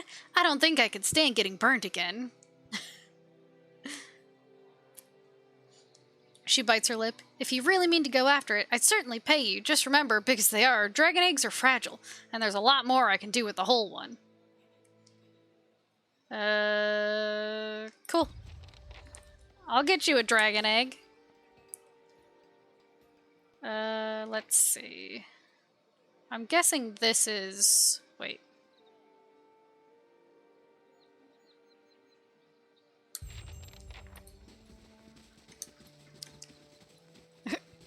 I'm not. I clicked the not a robot button as proof. The woman looks briefly through you as if she doesn't know you're there. Hello? Madam? This middle-aged peasant woman is dressed in a brown leather cloth draped to her knees. Her hands are working at separating stringy, colorless vegetables in a pile before her, stripping the heads off the long, fibrous stems with a paring knife. She discards the stems one by one, placing the heads of the vegetables into a small cradle-like basket in front of her. She doesn't greet you as you approach. You're not sure she even knows you're there. Hello? The woman doesn't respond. She keeps stripping the heads from the vegetables with a steady rhythm. She may be deaf. There's no indication she heard you. Study the woman. At first glance, she seems nothing more than a middle-aged woman, unremarkable, maybe less stern than most, who seems more focused on the weaving in her lap than her surroundings. Yet you suddenly notice she's not stripping the vegetables before her any longer. She's weaving, and the vegetable pots are now missing. She still pays you no mind, her brown locks torn and snagged from lack of washing. Like many of the townsfolk you've seen, there's a strange blur to her. Even the motions of her hands seem to be playing with threads that lack color, and a shape that lacks interest. Oh? It may be that she is half-minded or deaf, but something feels wrong. As you watch, her knitting takes on an odd cadence, and you have a terrible suspicion that something lurks beneath what your eyes are showing you. Focus on the woman? Her brown hair is long, almost impossibly to the length of her hands. As you follow the streams of her locks downwards, the hairs become long and black, splitting off from threads of black and silver and wrapping around her hands. She's forming a soul cradle with the threads, braiding a net in front of you, each finger long and sharp like a series of knitting needles, almost hypnotic. The silver and black strands of her hair weave together, with silver predominating as a highlight, the black shadowing it. And suddenly, you're calm. You're on a plateau, almost the height of a tower, several stories high. The plateau is like a table lying beneath a clear sky, and beneath the plateau, surrounding it in all directions, a forest hazy with mist. Although whether it is actual mist, or distance, or recollection. Resting in the curve of a natural arch above you is a great copper bell, half again the size of a man, hanging at attention, as if looking down on you at the event unfolding before you. Then we welcome you, fellow human, all according to plan. They suspect nothing. Oh? The plateau has soaked in the sun, and the rock beneath you is rough and warm. The sky forms a cradle around you. You feel different. Not disembodied, but you feel your body. Your physical contours have changed along with the surroundings. And you hear a soft series of chimes, like wind chimes. At the sound, the scene gains color and texture, as if the sound is beckoning you gently forward, filling your senses and thoughts, like mist roiling softly in a sealed chamber. And... focus on the chimes, that's all I can do. The chime coaxes you deeper into the memory, and you're certain it is a memory, a warm one. You're on the stone of the plateau, your knees on the warm texture of the ground, silver, white, shimmering like Adra? The plateau is formed of it, glistening in the sun. You can feel the heat on your skin, your wrists, and your hands. Your hands are in motion. Weaving, not thread, but gathering, tenderly moving along the first movements of Bereth's wheel. Your hands are wet. Your hands are upon the flesh of a newborn child, and you can feel the crowning of a tiny head, turning it in your grip. Its head slick, wet from the womb. Oh, okay. All right. Okay. All right. Okay. I mean, thanks for the welcome, fellow human. We're all humans here. Promise. Human? The hands you're wearing, inhabiting, have done this many times, and they are practiced and confident. You can feel distant pains in your own head as the head emerges, a stream of fluid from the womb helping the newborn slide forth, and a woman's labored breathing, crying out. Cool, let's focus on the child, the movement of your hands. As your hands move, you hear the sound of chimes, clear, cutting through the haze of memory. You cannot see where they are coming from, but they are close, and they are meant as a comfort. Of that you're certain. Draw the child forth. And coaxed by your hands, every movement causing the chimes to sound again. Almost eagerly, the child comes forth. And as it does, your hands are in motion, weaving, moving along the length of a soft, wet rope. No, an umbilical cord from the legs of the naked woman before you. You are holding a small child, still wet from the womb, before you. The child cries out, its cry full of life, full of soul, the ringing of chimes echoing in its thoughts, filling it with its welcome. The soul is blurred at the edges, as if you are viewing a soul from within a soul. But it is there. It is alive. The woman before you is weeping, and at her first cry, her hands reach out for it. Back now, we can go back to burning down villages. Well, right now, we're going through childbirth, I guess. You surrender the child to her, something you have done many times before, and as your hands move, the chimes echo the movement, and you realize the chimes are hanging from cords on your wrists, and where once they echoed in the memory, they are now echoing in the child's mind as well.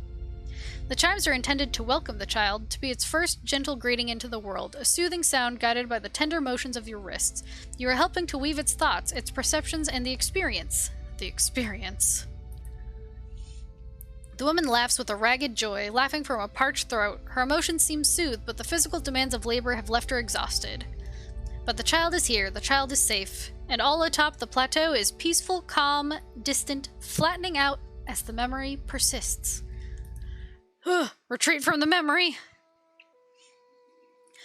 With effort, the scene bleeds of color and your mind becomes your own again. There's no pull, no anchor, yet the sound of the chimes remains. As they existed in the memory, they sound here as well, and they're hanging from woven braids on the wrists of the woman before you. Even as your head is spinning from the touch of her mind, the sound of the chimes on her wrists is sharp and clear, as if coaxing you back to the real world.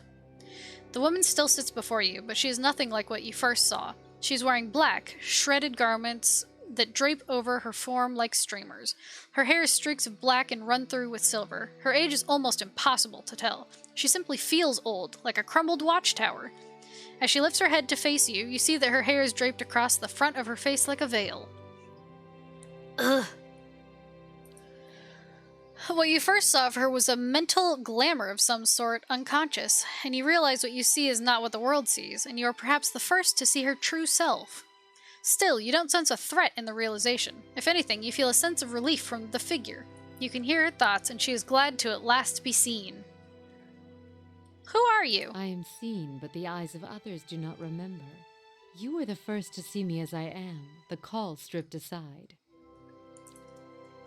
There is a light touch on your mind, a caress, and her left hand mirrors the motion of the touch, reaching up to the air between you. You hear the chime on her wrist sound, softly. Her hand moves as if pantomiming, resting on your cheek at a distance, and she speaks softly and slowly. Your memories. A cadence of wheels on a caravan track. Fever. Questions by running water. Violence in a night's campfire, arrows in the dark, and fleeing.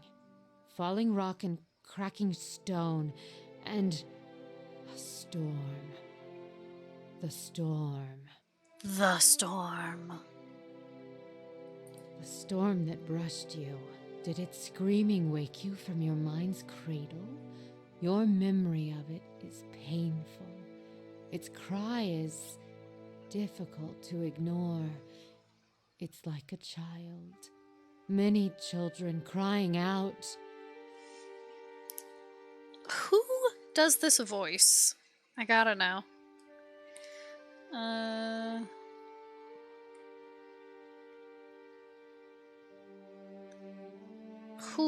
Whomst?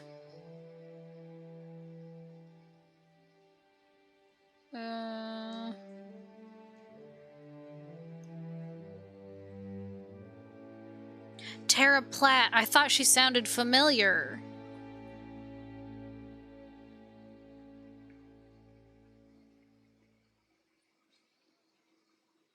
She's Mitsuru, isn't she?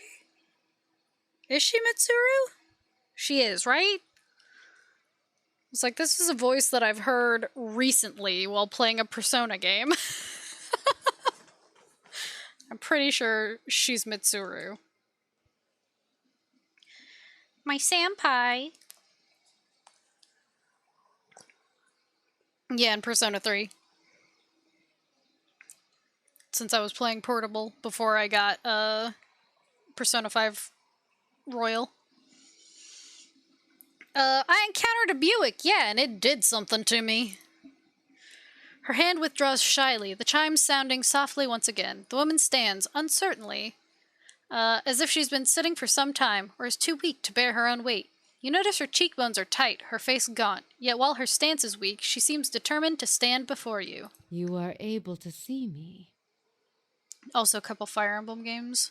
Also, I googled her and she's Tamari from Naruto, so that's another character I know. Oh, she's also Elizabeth! Also from Persona. I love Elizabeth. She's a great character. It is almost a question. You suddenly realize she doesn't seem to know what you saw when you looked at her, the image on the plateau. Yet the image was so clear, so sharp, you're surprised she didn't feel you there. Editor is Matt Mercer, yeah. And so is Aloth. Yeah, we've been going through some of the voices in this game that I recognize. To see me is a rare gift, a watcher's gift. Oh, well. I've never been able to do that with a living person, except with you. Are you a living person? Holvox Krugi. So many questions, thoughts whirling like storm winds. That storm still roars through you, deep beneath your thoughts, yet muted and secret, like an underground river. I cannot tell if it is carving new channels or eroding what keeps your true strength buried.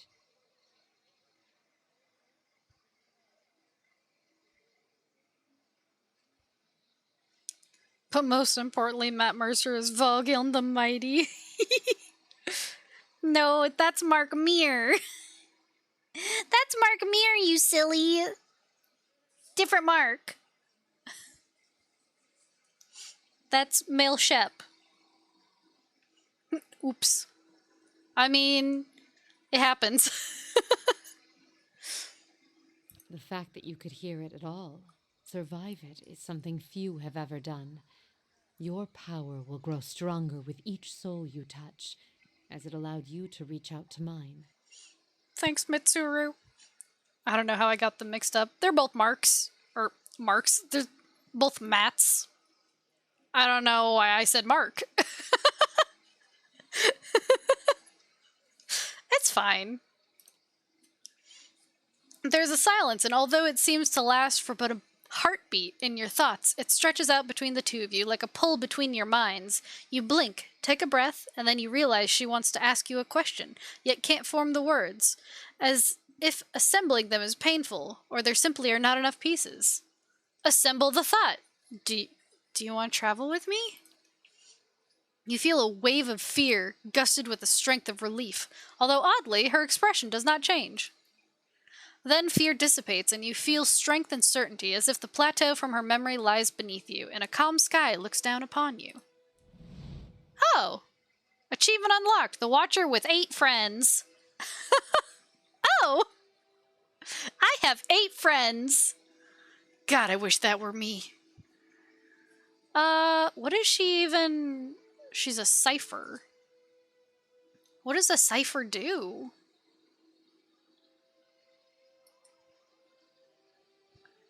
Okay, well, I'm not gonna have her come with... I don't know what she does. But now I have so many friends. Ciphers are badass. Ooh. Psychic powers, pretty much. Oh.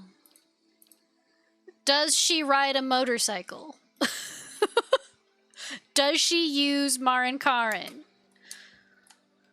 These are important things to know.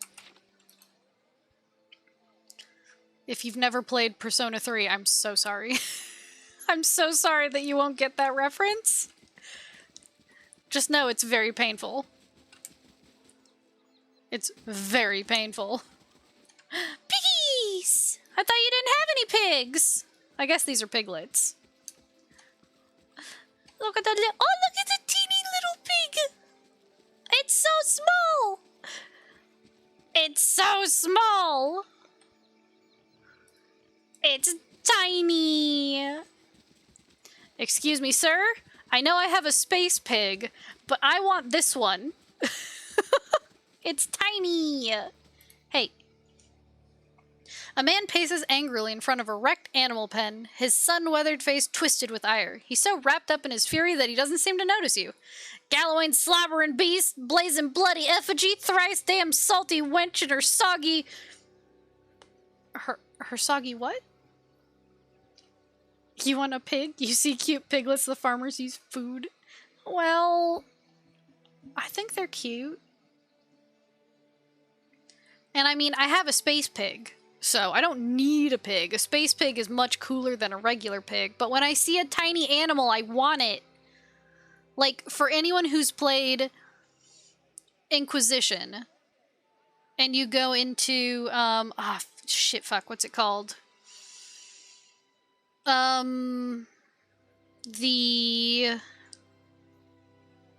What's it called? It's the Emporium. What is it?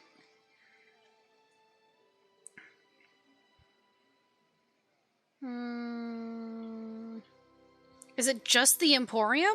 The Black Emporium, that's it. So in the Inquisition Black Emporium, there's a bunch of shrunken, like, miniature versions of animals that you can see, and they're so freaking cute. There's like a teeny tiny little bit. I want it. They're so small. It's so cute. Has Eder talked to Sagani about Itamak yet? Yes, and he also pet Itamak. Even though he was told that he probably shouldn't. He did it anyway. What's wrong? The monster stole my pigs, traipsed into the village, tore down my pen, and made off with the whole damn herd. Just left a few little runts, and what am I supposed to do with them? I'm gonna pet him. Yeah. What are you talking about? An ogre moved into the area not long ago. Folks have been seeing glimpses and tracks out in the wood, but it seemed to have been staying away from town. Or so we all thought until it made off with my pigs. Now everyone's afraid it's going to develop a taste for kith, if it hasn't already. Did you see the ogre take your pigs? What else would have destroyed my pen and made off with my herd? And at the same time, the rest of the village is seeing a 10-foot monster in the forest. I know it's too late to get my pigs back, but it set my mind at ease to see that thing's head shorn from its neck. In fact, you bring its ugly pate to me and I'll trade you for something that's of less use to a farmer like me than to a rowdy-looking sort like yourself. Okay, all right, well... I mean... What do you know about the ogre? Hey, maybe it just wanted a pig friend? Maybe. It's the same as any other, I'm sure. A big, ugly son of a bitch with a nasty temper and an appetite to match. Trigil could tell you more. He claims to have seen it in the wood. You can find him in a shop right by the broken tower. In fairness, I would also pet the fox. I would also pet the fox. Need something else? No. Racist against ogres. Yeah. Okay, which way do they want me to go for the ogre? East? East. East? East? This one or this one? Ugh. Well, let's go talk to Winfrith, because that's another one of the people they wanted us to talk to, but I'm gonna have to figure that out. When there's two eastern exits, at least I think, hold on. North, east, yeah, eastern exits. I was so confident, and then I realized, oh no, wait, I don't know directions. Fuck. Hello? Good day to you. A portly, smiling... He doesn't look portly. Smiling man stands behind a warped wooden counter, polishing a buckler. He looks up. Haven't seen you before. Always glad to see a new face in town. Company's good for business, and chatter's good for the soul. That's what I always say. Anyhow, what can I do for you? I'm looking for Aelis. Elise.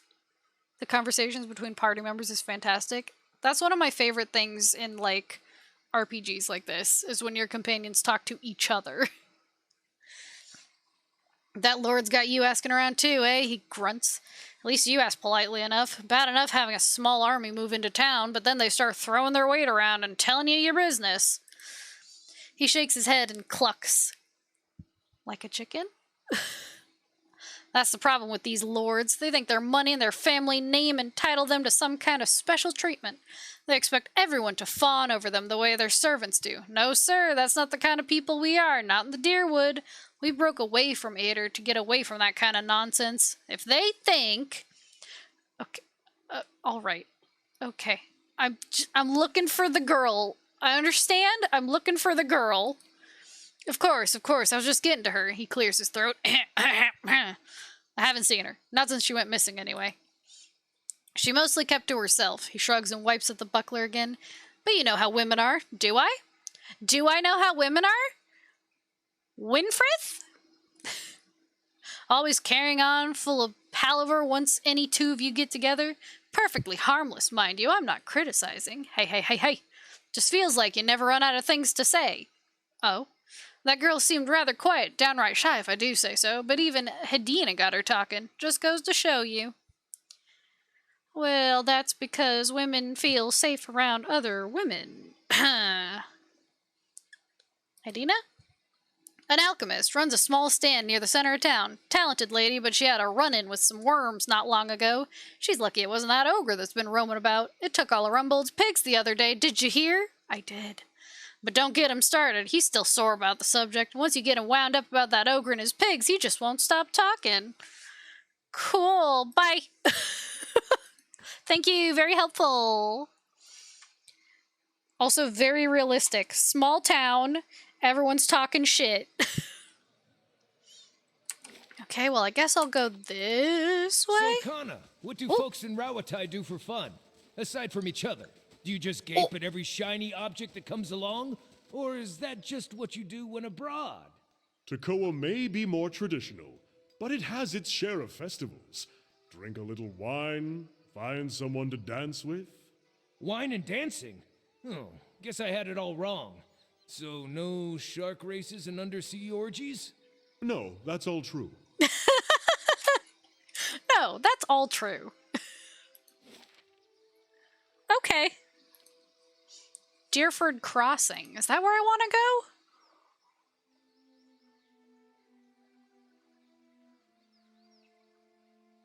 go? Or would the other road lead me somewhere? Hold on. I gotta go look. Shark races. I want to go this way. To see where this leads me. Hold on. Also, look at the kitty! Run, kitty, run! Oh, it's so cute! Look at it following. Undersea orgies. Yeah, that's all true. I could tell you. I'm also from Roatai. I'm just not an Ao Mao, so the underwater stuff is harder for me as a dwarf. Okay, let's see. Okay, yeah, that just takes me to the same place. Cool. Cool. Just checking. Oh, Marcia, you're so cute. She's all curled up. She's sleeping in a corner. Have you played Divinity? Nope, I have not. I have not. None of the divinities.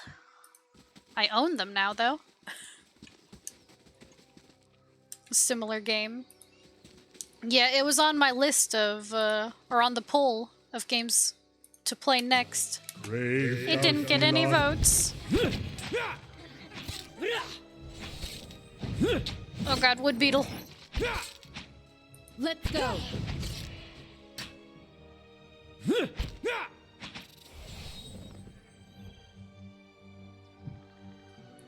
I know, it didn't get any votes. But that's because most of the people who hang out here prefer, like, Baldur's Gate.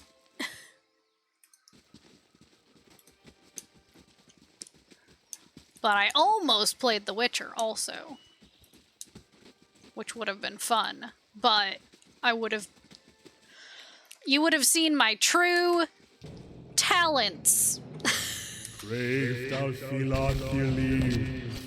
Which is to say, running away.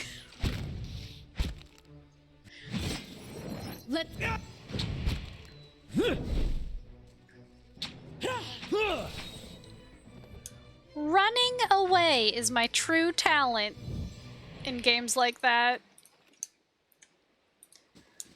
Can I cross the... I never got into Divinity somehow. I keep retrying to play it. Yeah, it's on my list. I'm super curious.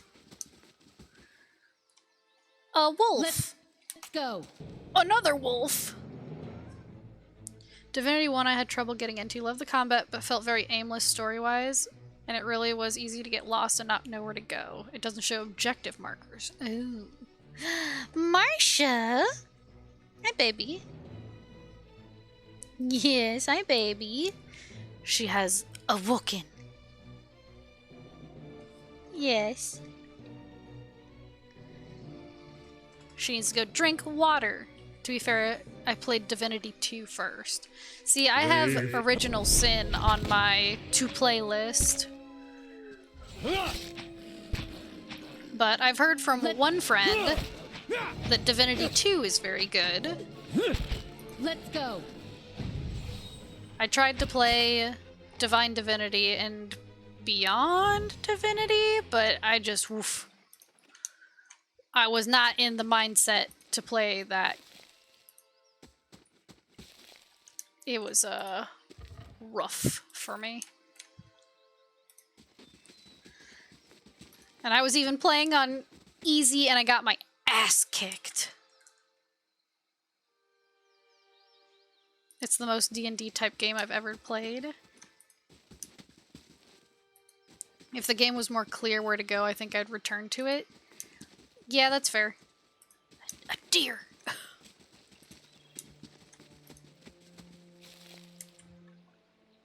Golden celery. Another deer.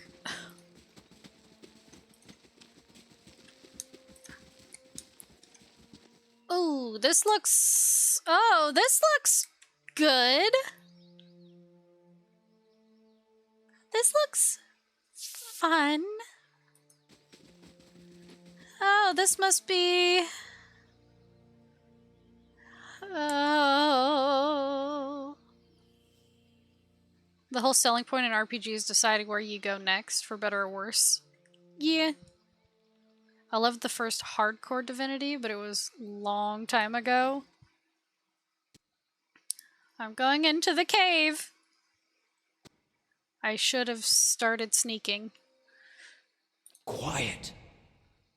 Shush. Looks like a party place. Yeah. Quiet. You'll never see it coming.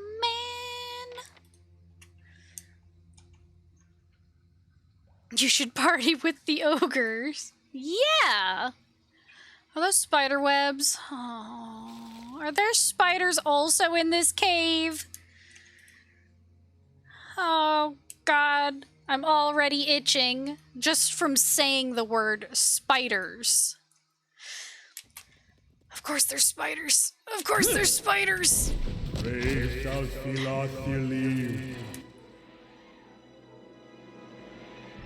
Oh, the Widowmaker. Oh, good. That's it. Oh, good.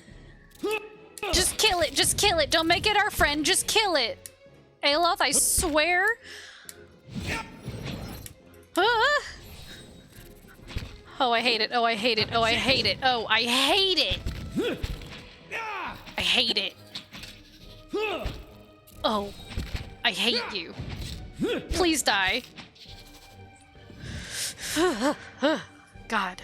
Cave Rave. Ogre Mage? Yeah, you shall die for your impudence. Oh boy, a spider venom sac. Ha ha! Great! I love it. Great. Let's Also, see what I put lies cute this- doggo in Discord. Where? Let me see. Let me see. Oh, puppy. Puppy.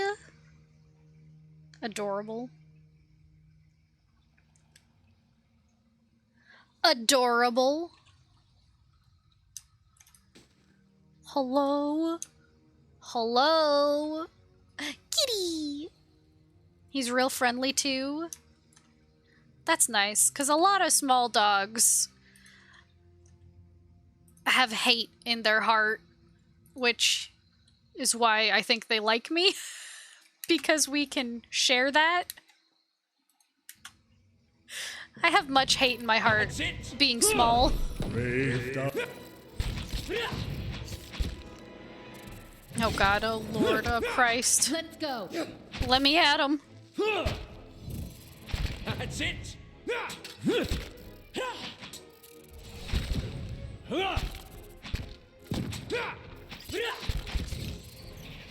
The spiders. They give me the creeps. My grandparents have a small dog and he's made friends with all the cats in the area. That's adorable. Laying low. Sure. Most dogs I know typically like me because I'm not all over them. Like, we dog sat for one of my mom's co-workers once, and her dog's name was Murphy, and she was a... Oh God, what was... She was like a border collie mixed with... I want to say like a corgi or something that made her short legs. She got short, stumpy little legs.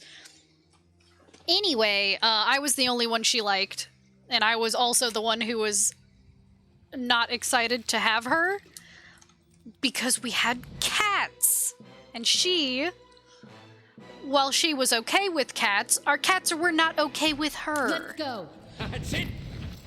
And as a true cat mom, I care more about how my cats feel.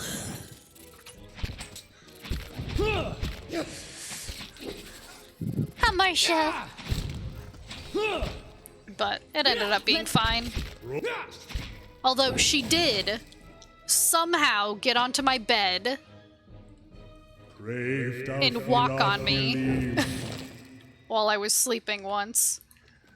Which I don't know how she did it. Thick webs ripple in the cavern breeze. Mummified remains are tangled within them. Cute.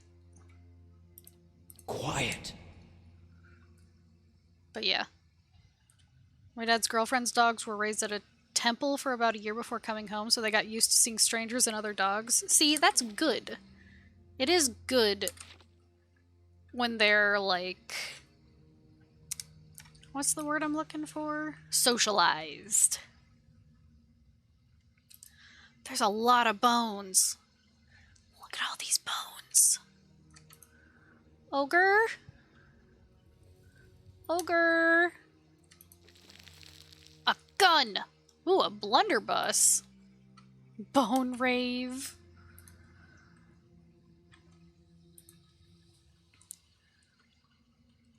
Gah. Hello?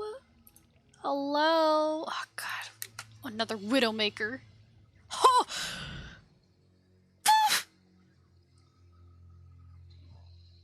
No, I think not. No, that's okay. I have to leave. I gotta go. Fuck. Shit, fuck. Throw a fireball at it. How may I help? You know how you can help. Throw the fireball. Light it on fire. Kill it with fire. Okay. Following your lead. New spider friend, not my friend. Oh! Aloth! Healing, healing, healing, healing, healing, healing, healing, healing. How do I heal? How do I heal? How do I heal? Give it fireball as a gift. No.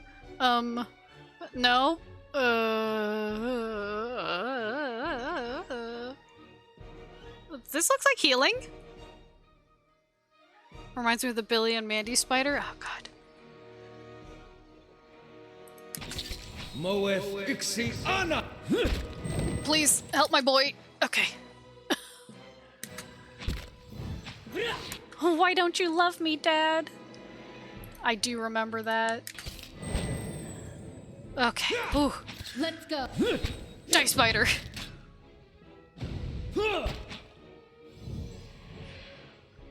Oh god, and look at the spikes on its legs and everything. Fuck that. No. Mm-mm. No. Fuck that. Yoink.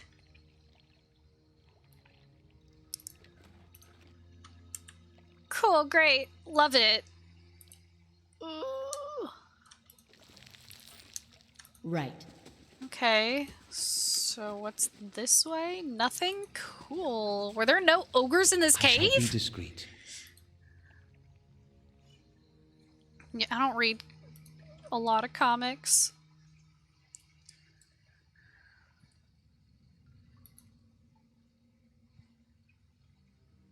Oh, there's more bones. Okay, maybe there is an ogre. Orlin, human. Oh, and some Hamawa bones. A Maua. That's... Kana said a Maua. So I'm gonna go with that. Yoink. Opal. I love Kana. He's great. Skulls and bones from an assortment of kith and beasts litter the cavern. They've been crushed, scored, gnawed, and punctured by something with fangs as thick as an Almao's finger. Cool. But the guy at the start of the game says it's different. Says it differently. Oh fuck. Maybe it's a district thing. Maybe. Oh.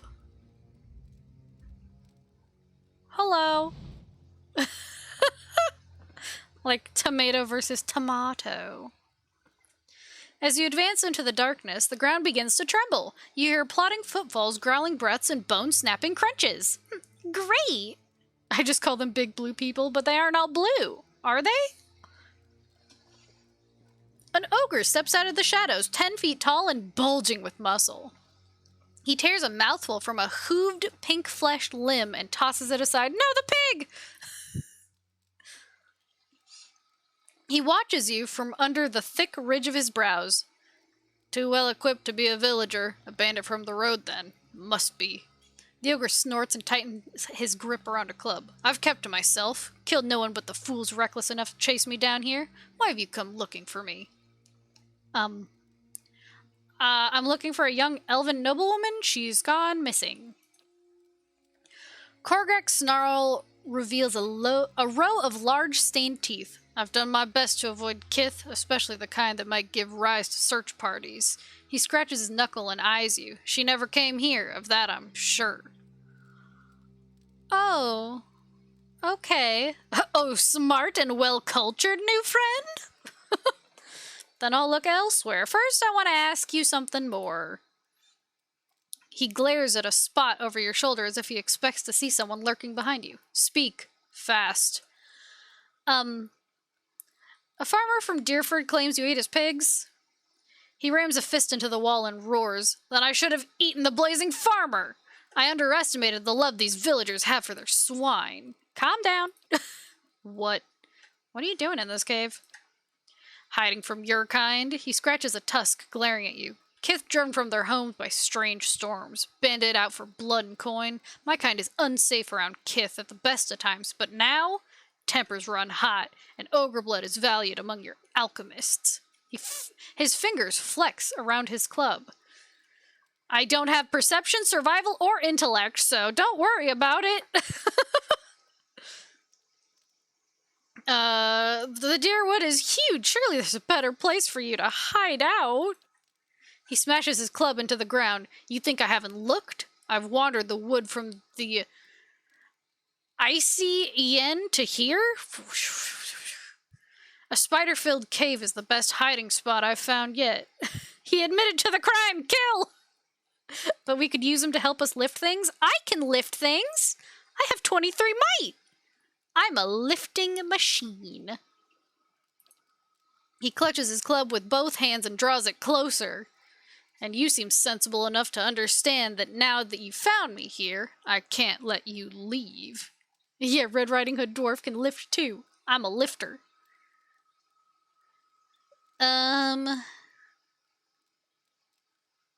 Cool.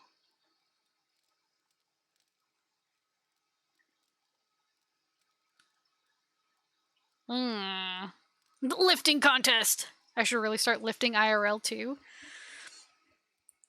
I should start doing something IRL. I really need to start walking, but I hate it.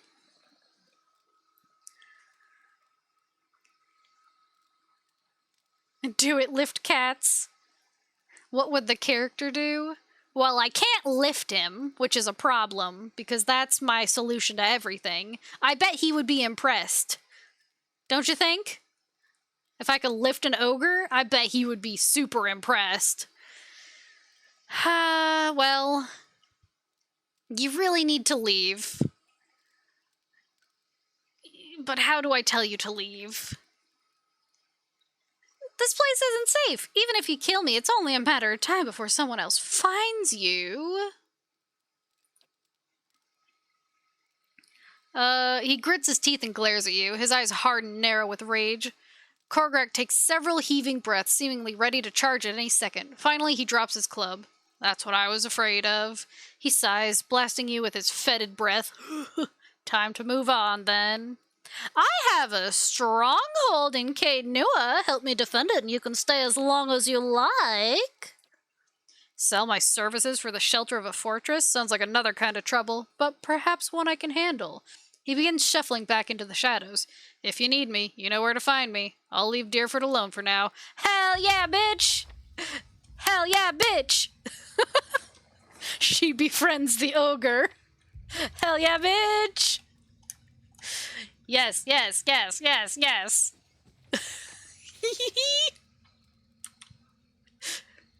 I had a feeling.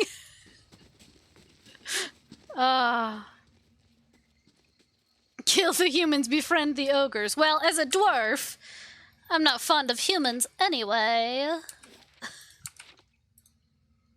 9 feet tall, 400-pound, ugly sin friend. Yeah. At least he's not a spider. Oh, that's just robot doctrine? True. True.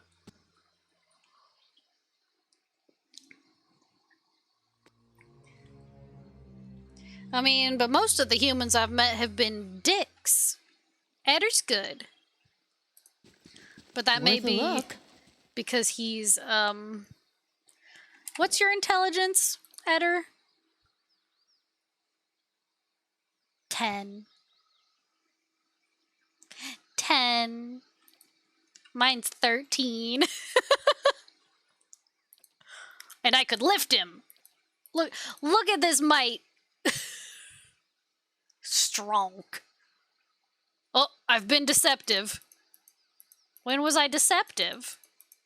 Well, it's fine. Ooh, a ring. Ring of deflection. Deflection?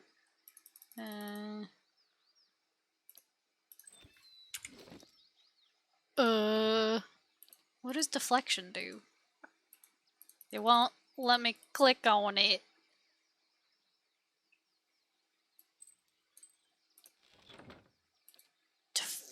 Oh. Give him better one. I'm guessing fighter class? What, me? I'm a barbarian. With thief tendencies. Barbarian. But I put a lot into mechanics because I like being able to unlock my own stuff. I see a dead body up there. Multi-class and PoE 2? Maybe.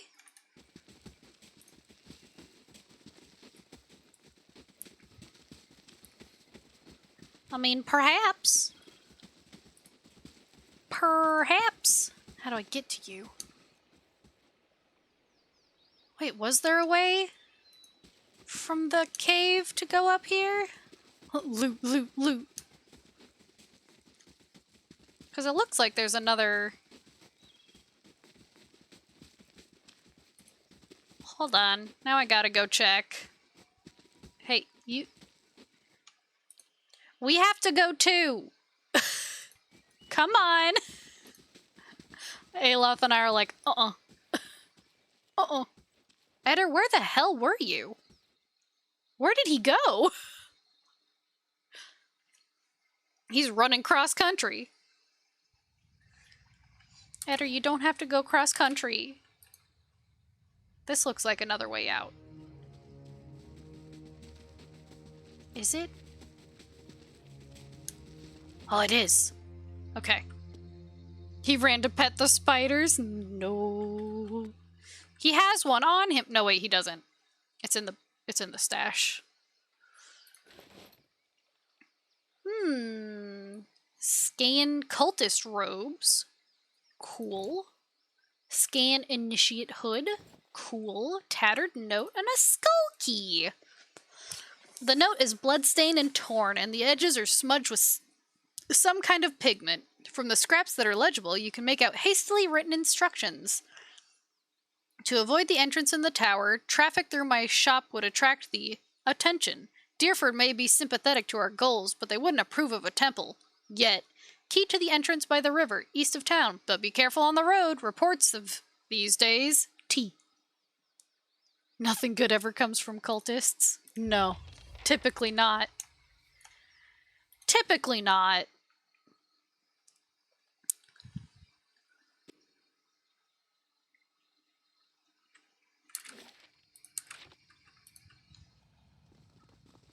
But I got a skull key. Interesting, a kitty. Unless you're the one running the cult. True. But even then... you know, the leader of the cult usually dies. Usually. You make people drink Flavor Aid.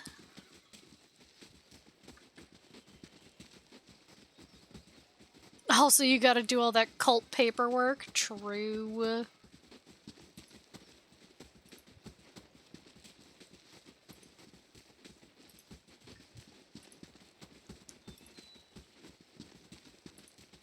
Oh! The worms! Once the leader is dead, then it becomes a religion, and that's even worse. Not always, though. Quiet. Hello? Worms? Hello? Look at all... Oh! Huh. A man turns to face you, wiping blood from his estic. His knit brows betray a moment of confusion, but as he watches you, a slow, confident smile creeps over his face. The Iron Brand does not meet many travelers this far from the road. What would they be doing out here?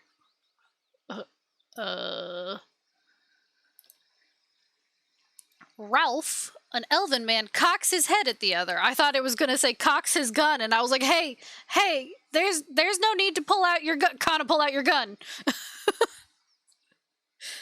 Probably after that dragon egg, same as us, boss. Cox? Where? Here? A dwarf curses and spits into the grass. It's a rhetorical question, you dimwit. He tightens his grip on his sword. Everyone knows the roads between the villages are crawling with brigands. They're obviously bandits.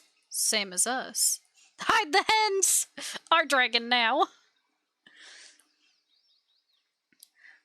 Why would you want a dragon egg?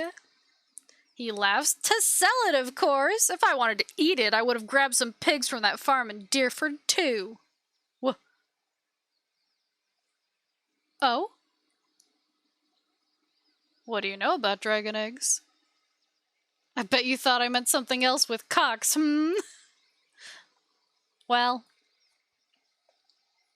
you usually do, Valet. He shrugs. They're round and large and they come from dragons and drakes. What else is there to know? I'm not intelligent or explorer-y enough. Plenty, which is why you shouldn't go disturbing their nests. I appreciate the warning, but I think I'll take my chances. I mean, I don't want to pay these men.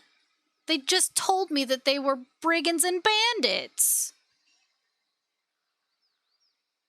Surely we could divide the spoils somehow. An excellent idea. Just leave your coppers and equipment in a pile at your feet. And we'll call that a fair split. Don't look at me, I would have killed and eaten them already. Boss, I don't think they're going for it. He shrugs, raising his blade. It was worth a try. See, this way they attacked me first. Self-defense, self-defense, self-defense. Look, I know the tactics. I know the tactics. Can I web them? Ooh, smart. Yes. How may I help? Oh god, there's not gonna be anyone there to get... Okay, well. Don't know if that will fly in court, but alright. I don't know if you've seen what court is like in this world, but if you kill them, you win the trial. So, it'll be fine. Smiles? Trial by combat. Yeah.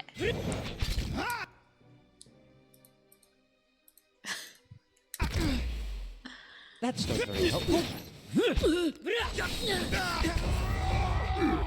Wow. Oh, he's running. Why are you running, bitch?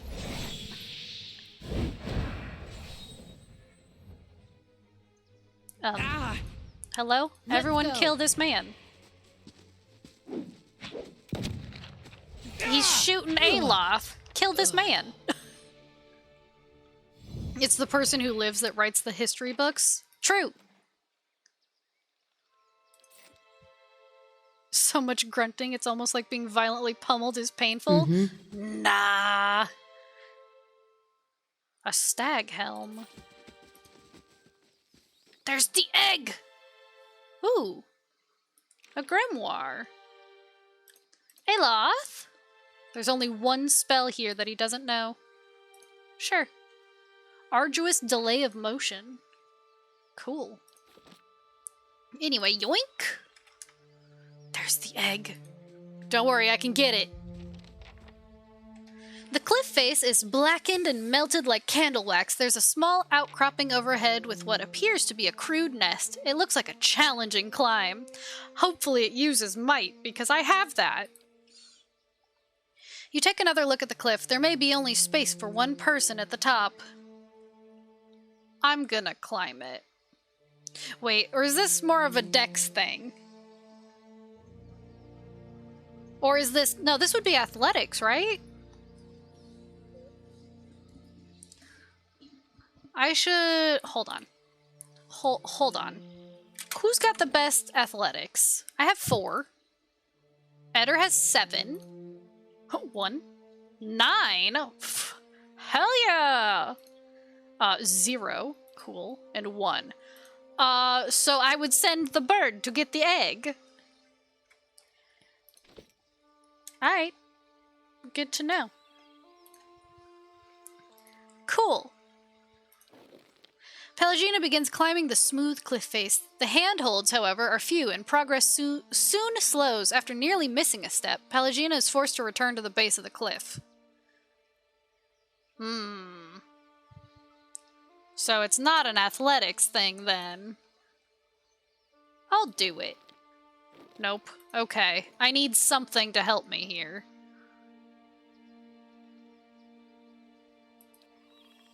Don't I have, like...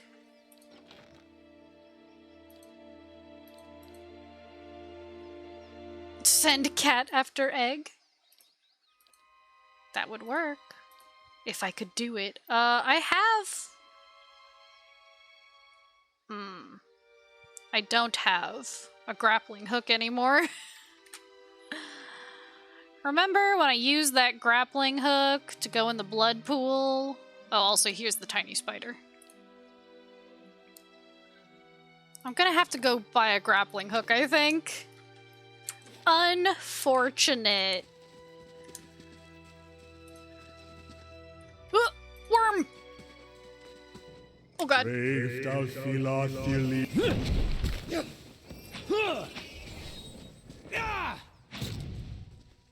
Fight worm, fight worm, fight worm. Good thing I don't have that baby out. Let's go. I would feel real bad. Let's go.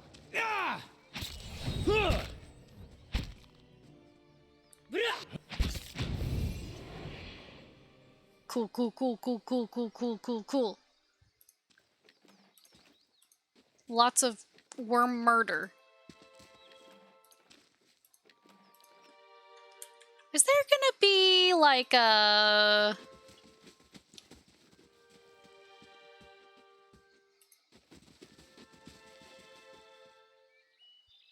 Just saying Team Catboy is a druid, he can probably get the egg. Do you think?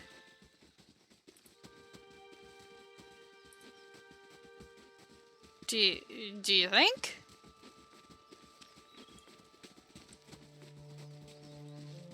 I mean, he can try, I guess. No. Nope, he also couldn't. He also could not scale. Yeah?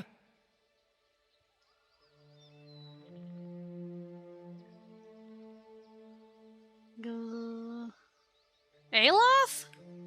There's no way Aloth could scale the cliff. He's gonna try to climb it. He's trying to climb it. Send Eder. What the fuck? Athletics, 5. Pelagina had 9! Did she not?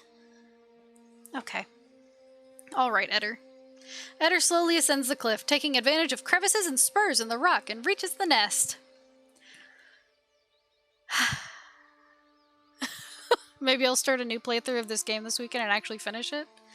The nest is surrounded by glowing embers. Twigs and bones litter the area. An egg the size of a small keg is nestled among the detritus. It looks heavy and awkward to carry. Take the egg and climb down the cliff. Be careful, Eder. Oh. Oopsie. The descent has barely begun when Eder's grip slips. The egg falls from Eder's grasp and Eder falls from the cliff. Both plummet, but the egg hits the ground first, cracking open with a wet thud. Eder lands a short distance away, groaning and getting up slowly. No. Eder. Also, let me look at this again. She's got 9! She's got 9 athletics! I don't understand! I don't get it! Whatever. Sorry, girl, it's broken, but what can you do? Bruh. I don't understand. Let's go. She definitely should have been able to do it. Let's go. Whatever. Whatever. Oh. The double Let's go. play.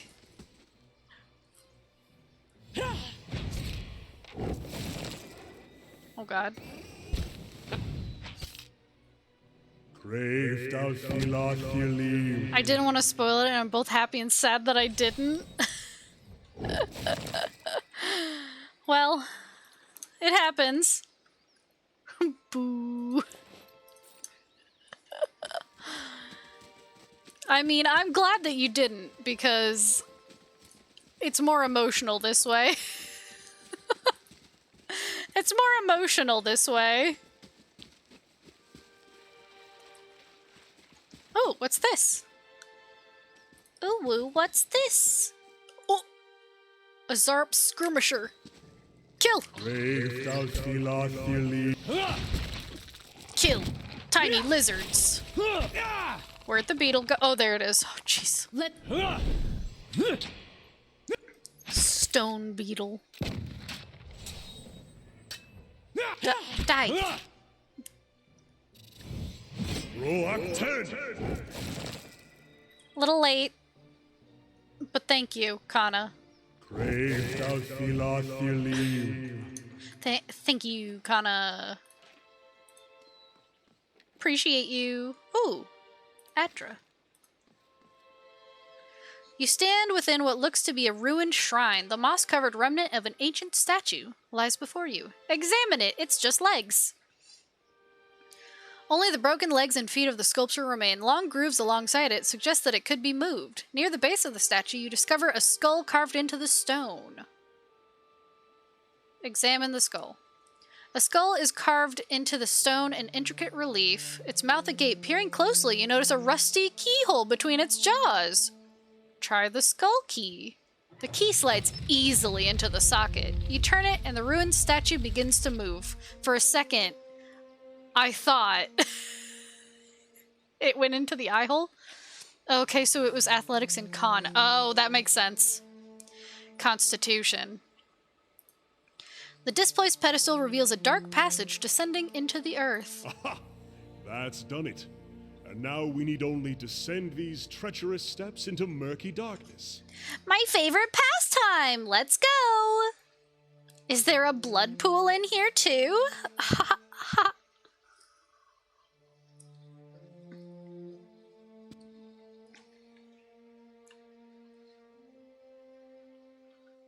Hello? Oh, I'll see what I can find. What is this? This effigy is made of several crooked sticks tied together with rough twine. It casts an ominous flickering shadow. This isn't the Blair Witch, is it? Is it? If this is the Blair Witch, I'm leaving. Yep, okay, I'm leaving. Goodbye. See ya. It was great. It was fun while it lasted. Now turned into a horror game? No. Then a dating sim? Well, the dating sim part, I'm in. Let's see. What else do I want? I could use some more...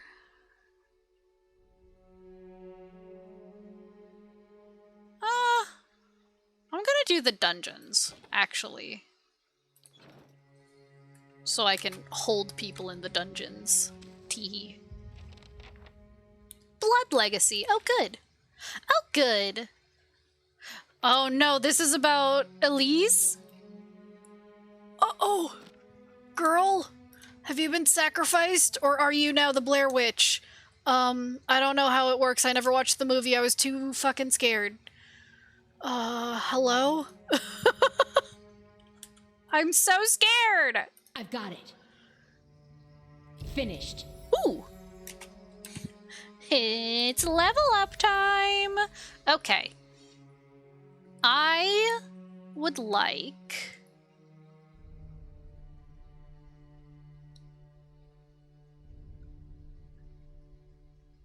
some more... survival, actually. Okay. Greater Frenzy. Stalwart Defiance. Barbaric Blow. Well, she's always frenzying, so that might be good.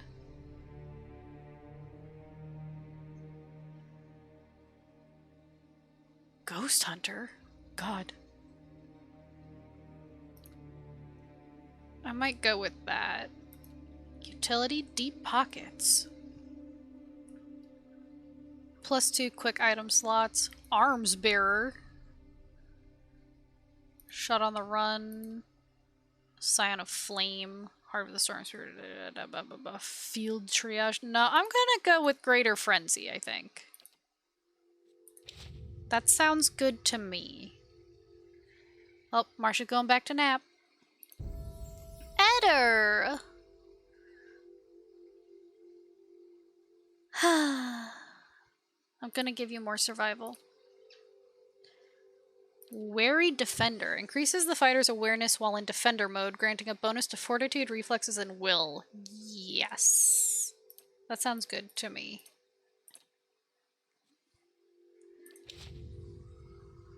Because he should always be in defender mode. Yeah, he is. Aloth! He's got 10 points. You don't need more lore, you're fine. So I'll give you survival also. Ooh, level 4 spells! Minor Grimoire Imprint gives the caster access up to 3 free 3rd or lower level spells from the target's spell list. The wizard can subsequently cast those spells an unlimited number of times for the duration.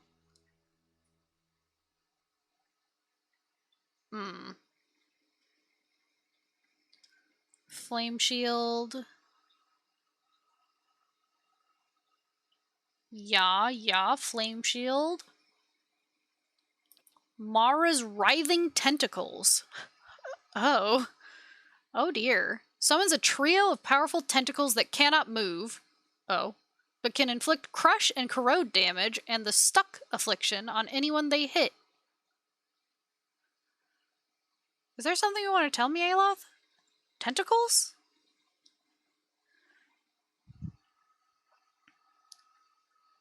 As a wizard main, the level 4 spells were not as impressive as I thought they'd be. Yeah. Minor Arcane Reflection. Creates a field of arcane energy around the caster, causing hostile target spells up to 3rd level to be reflected back at their casters. For a total of 10 spell levels. Interesting. That one can be fun. This one? The Spell Reflector?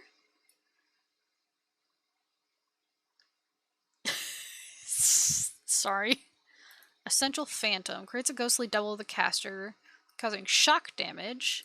Dimensional Shift. Switches the location of the caster and one ally, leaving a shockwave between them that stuns all caught in the line of fire. I mean, that sounds cool, but also, when would I use it? When would I use any of this? Let's be fair. Arcane Veil. Conjures a protective shield of magic, dramatically boosting the wizard's deflection.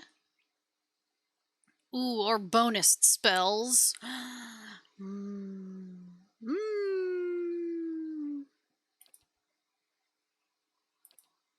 I want a bonus 3rd level spell. Because I think... Wait. Is Fireball 3rd level? I vote for Tentacles hentai up gameplay a bit. Okay, I wanted to stay up all night, but I had early morning and starting to flag night all night. Bleach Black Cat. I'm gonna go for another 3rd level spell.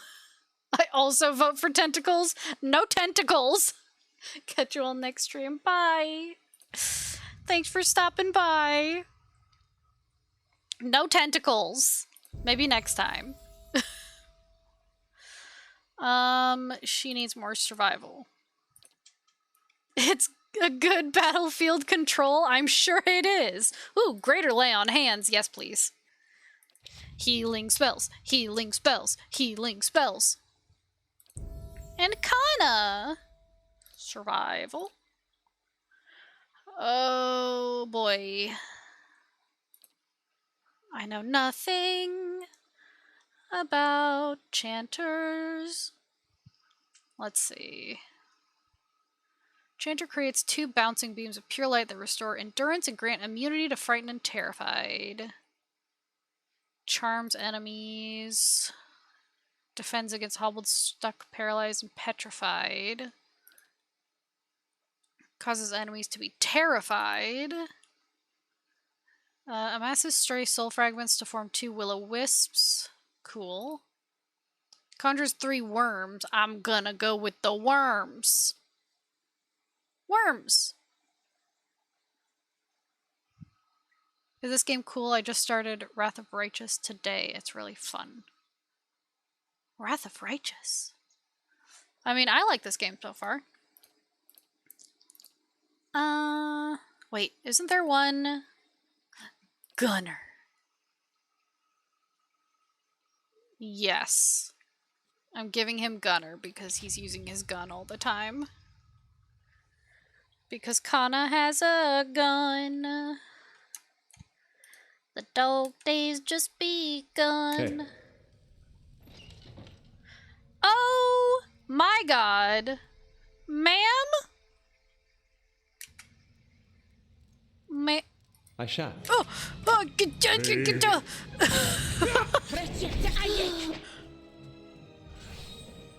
Okay. Well, I wasn't expecting that. Cultists. Cool. Ma'am? Are you okay? Oh no. Blood congeals under this corpse's slashed throat. It's basically like Baldur's Gate. Oh, I see. A crude symbol has been painted on the canvas in streaks of something that looks like blood. It's probably blood. Be cautious. Be constant. Just gonna guess. If it looks like blood, it's probably blood. The man's arms are cut open from elbow to wrist. Oh. Christ. There is a blood pool! That was supposed to be a joke! Why is there another blood pool? As you approach the blood pool, the viscous liquid churns and bubbles. You feel essence rising to the surface, reaching out to you, whispering. Someone should clean that up. Ugh, who would create such a vile thing? Some strange power seems to be animating the blood. I'm going to hazard a guess and say that whatever it isn't benevolent. Grotesque masks and pools of blood. They aren't half-hearted in their madness, are they? I guess I'll extend my soul to the blood pool? Probably a mistake, but look, it wouldn't be the first time. The faint whispers resolve into a cacophony of voices. You imagine yourself surrounded by 100 men and women. Their naked flesh is scourged and bloody or skinned and covered with flies. Their eyes are missing, replaced by glittering black stones. Scary? The voices cry out in unison. What's this? Another soul come to rage and burn, or merely to watch? You may be a long time in waiting. Our work today is already finished. I don't have enough of this. Who are you?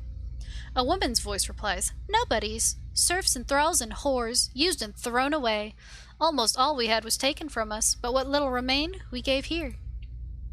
They hover at your soul's edge, feeling you out. Our fury burned within us, unquenched and unfed, but hate can be fashioned into a weapon by those willing to pay the price. Another voice speaks. In life, we were weak, but in death, we made a choice. Choice carries power. Cool, what kind of power? A voice cackles. If you must ask, then you've never had need of revenge. They probe at the boundaries of your soul, exploring your essence. It is a shame there's nothing in you we could use. The souls sink back into the pool. Hold on, I know what you've done here. The pool itself begins to ripple, with the sound of a dissonant chorus of perverse laughter that rakes at your ears. The lapping blood stirs a large metal cage, half submerged in the center of the pool, and it creaks loudly as it rocks back and forth on a rusted pulley, as if in answer to your question. Let me ask you more about this place. The time for questions is over, Watcher. The blood pool is still. Well, that's horrifying. Can't believe there actually was a blood pool. That was supposed to be a joke. It was supposed to be a joke. I shall be discreet.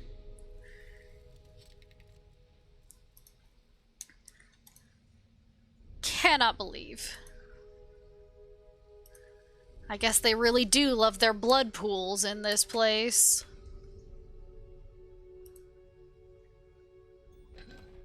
Whoop. I'm taking these pearls. Yeah! You can't stop me. Also, what the fuck are they wearing? You made it our friend? Why would you make them our friend? Why would you do that? Cat's just chilling.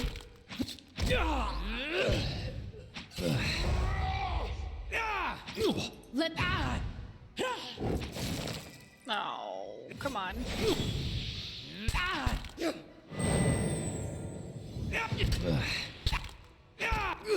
Oh, God, he transformed.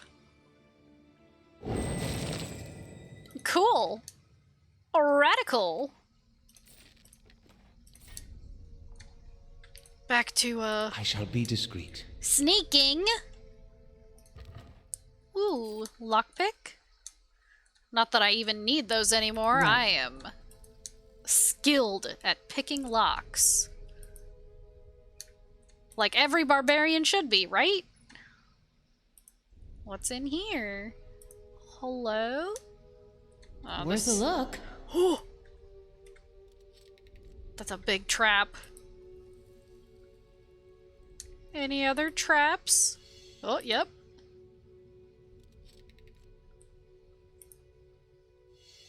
Another trap. Chain lightning traps too. Oof, that would have hurt real bad. Worth Whoop. a look. Aloth. Yes. It is a level 3 spell. Aye? Get him. Thank Kill it with fire! Oh god. We've all been like dazed.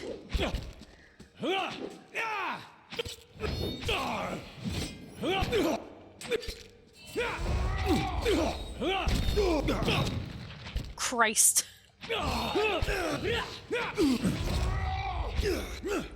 Mind breaker.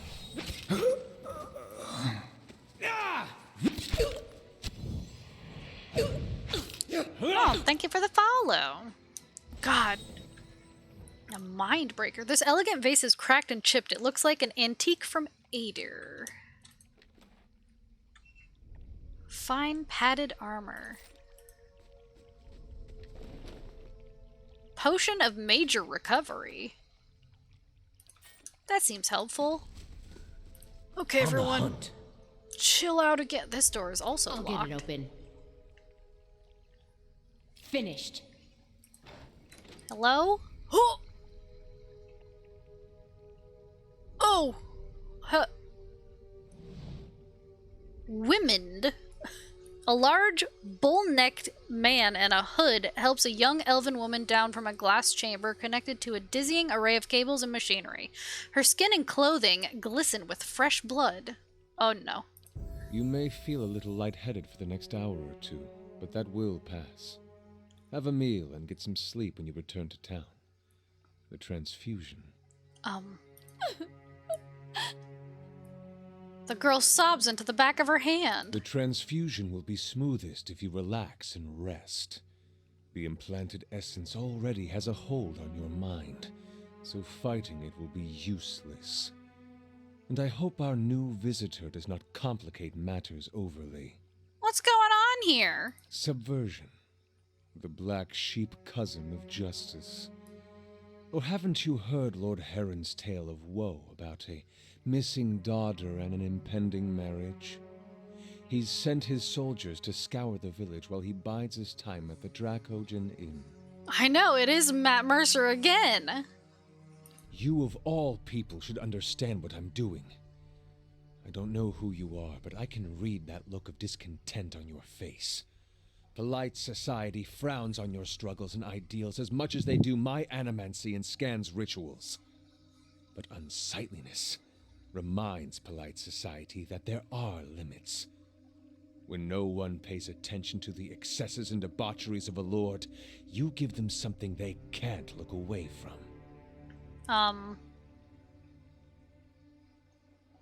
Well, she's pregnant. And from your tone, I take it you don't know the circumstances of the child's conception. I don't. Lord Heron's been telling everyone she's his daughter. Uh-oh. He brought her all the way out here just to avoid anyone who might know differently. Uh-oh. She's his niece, and she's carrying his child. Oh my fucking god. He's her own flesh and blood? That's the vilest thing I've ever heard of. Oof. Oof. Bom, bom, bom. You can't be serious. That's horrible. It is the product of a corrupt and degenerate system of nobility. This is all to ensure that some drop of his blood, some mote of his essence, cleaves to his fortune long after he's dust in the ground. Heron's own wife's delivered nothing but hollowborn. Now he's got no heir, and his sister's child, Elise, is reaching the age to marry. Without progeny of his own, Heron's legacy would pass to her issue. So, he found a way to continue his own noble line by putting his child in this girl, his own niece. I mean... And animancy is part of your plan to destroy him? This isn't just about Heron to the girl. It's about the corrupting influences of power and wealth. How people of privilege, people like Heron, are so often insulated from the consequences of their actions. The charged essence of dozens of maltreated slaves and underlings is already taking root in her mind. Once it's established, it'll drive her to murder her uncle, her aunt, and anyone foolish enough to get in her way. People won't be able to look away from Heron's sins then. He makes some good points. I mean, at this point, I'm, you know, someone else could kill her uncle.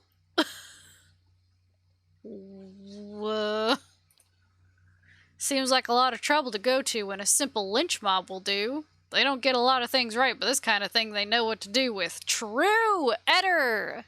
I do not wish to destroy Nestor Heron.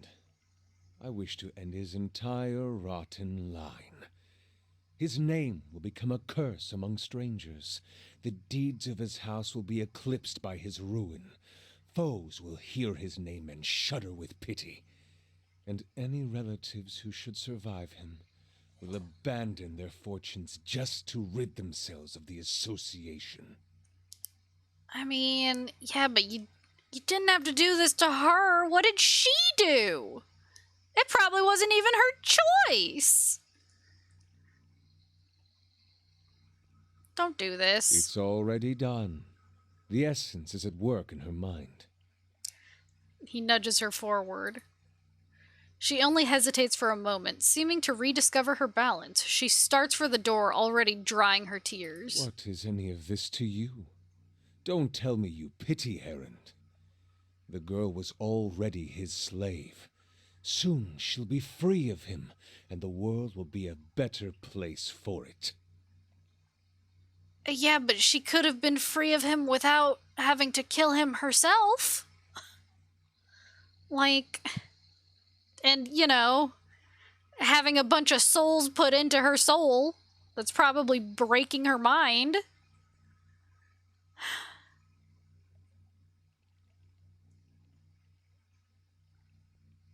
And who's to say she'll stop with just her uncle and aunt? Who's to say she won't go on a murder spree? Oh, this is bad, this is bad, this is bad, this is bad.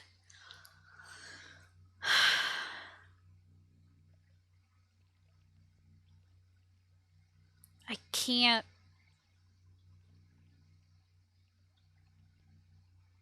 I can't.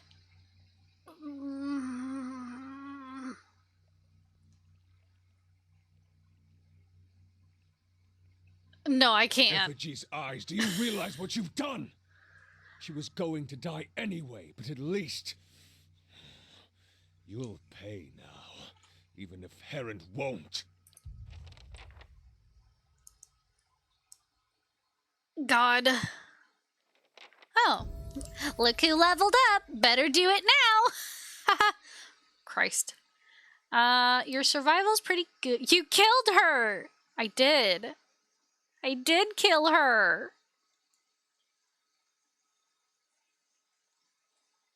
What do you need?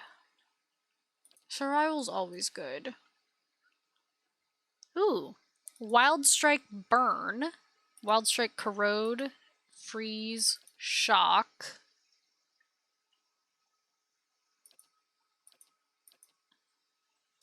The Druid's knowledge of the forces of nature allows him or her to automatically inflict additional burn damage when spirit shifted. I like corrode damage, I think. Okay.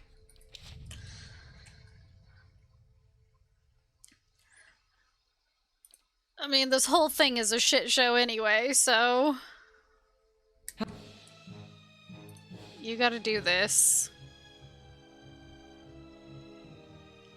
Oof. Oof, this is gonna be rough. Thick we're fun run. Stuck.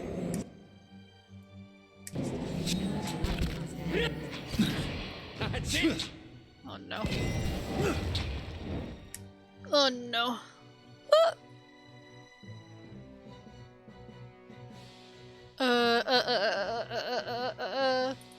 You can heal yourself, right?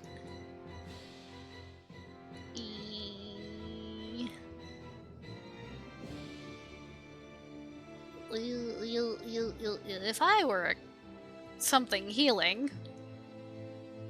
Blah, blah, blah, blah, blah. Ooh, insect swarm. That's not what I'm looking for.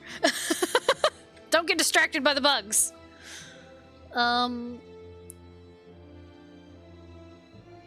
Ooh, this, yes. Moeth, Lava, beyond seek. Oh God.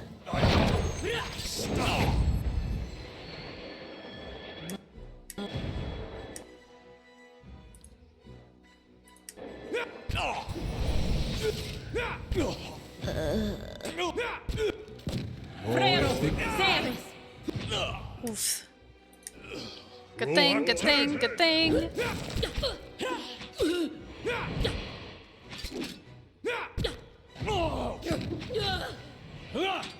Edder! No! Don't attack Edder, don't attack Edder, don't attack Edder, don't attack Edder. Okay. Jesus. Welp. I got a key. An exceptional morning star.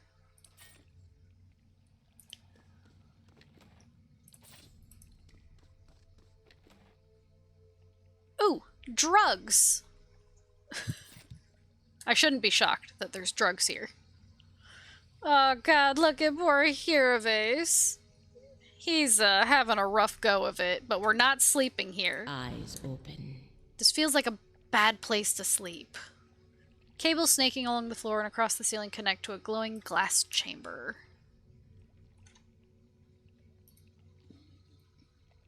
Oh. Ooh, what's that? A dagger? No,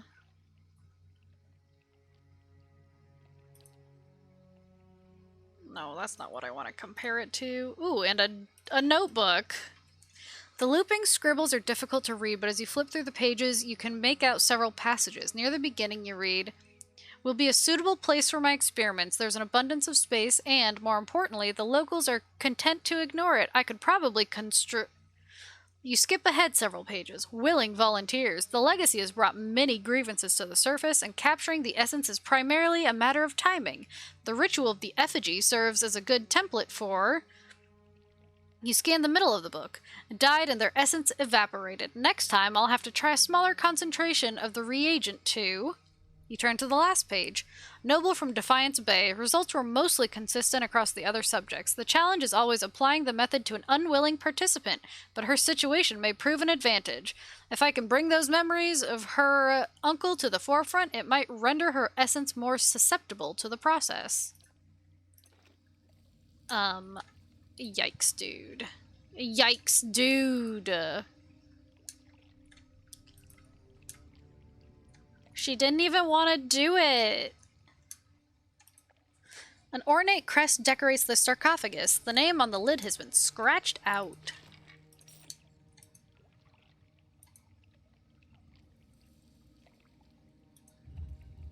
Touch.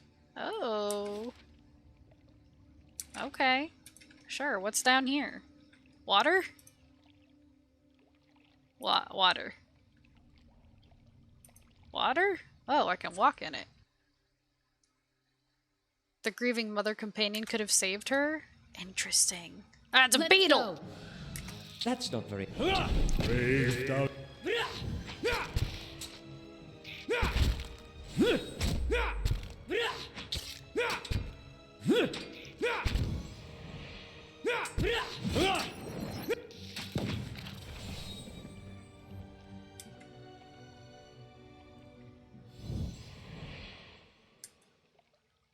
Come on, the battle is over. Let me save! Oh, God. Another go. beetle. Why are the beetles so huge in this world? And why do they have purple blood?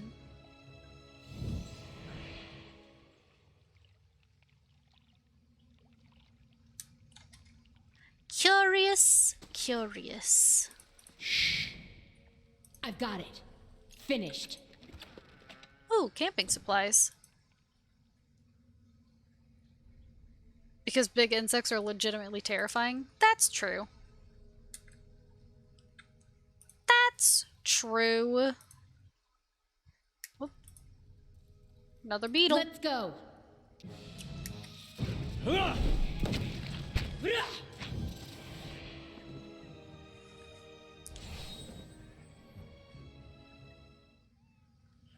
Yuck. A crude symbol has been painted on this canvas and streaks of something that looks like blood. The stained and rumpled bedroll appears to have been used recently. Recently, you say? Oh, I shall be quiet as a calm sea, which is not very quiet. Also, I love that when you're in the dark, the cat's eyes glow. I love it. I love it.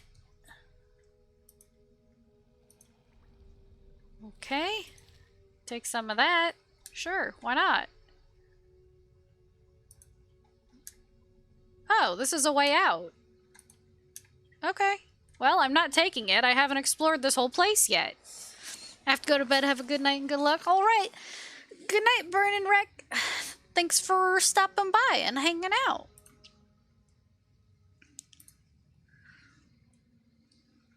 Okay.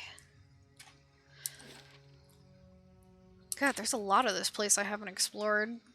Accidentally went to the main room way too fast.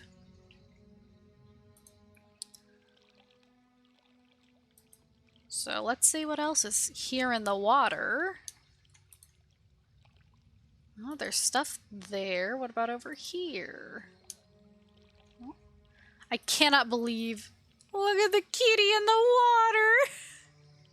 It's a good thing it's an undead cat, because that water is, like, covering it. Let's go.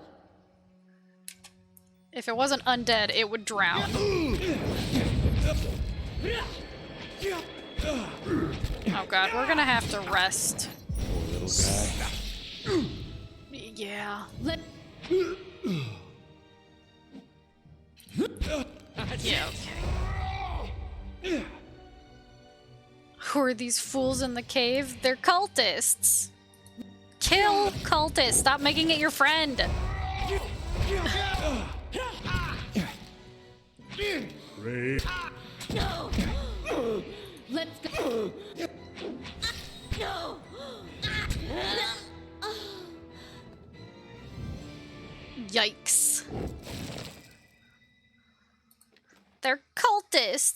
They also have a blood pool, when I was joking about there being a blood pool. Okay, let's rest here. Everyone needs some help.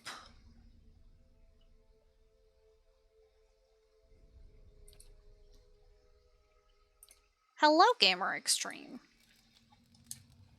Howdy. Okay, everyone's good again. What's in here? Oh! No, wait, I made it E. There we go. I should have known! I should have known that it was gonna be trapped. Why didn't I even... God. I should know better. Of course it would be trapped. It wasn't locked. Ooh, topaz. And a blue topaz? Lovely. Okay, time to sneak around some more. What's over here? How big is this place?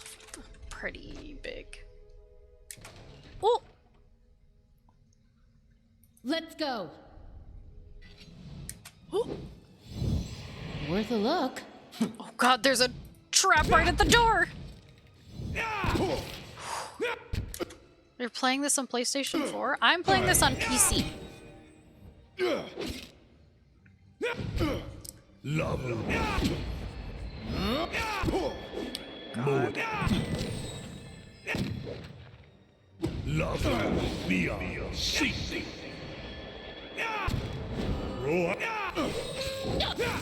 Oh god, we're all trapped in this doorway.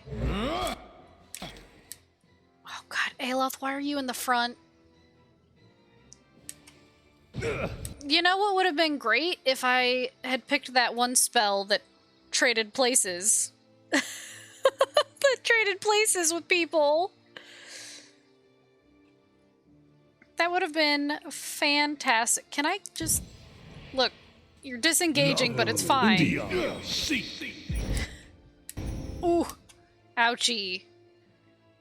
You gotta... Oof, ouch. Owie, his bones.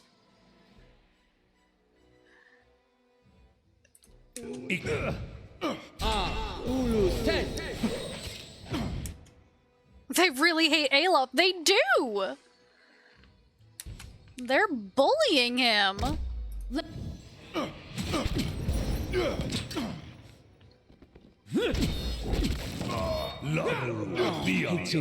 I didn't mean to put the question mark at the end. It's quite late where I live. It's 2:38 a.m. for me. Let's go. So, understandable. Oh, they both got knocked out. Oh god. What did you do to my boys? These guys are mean.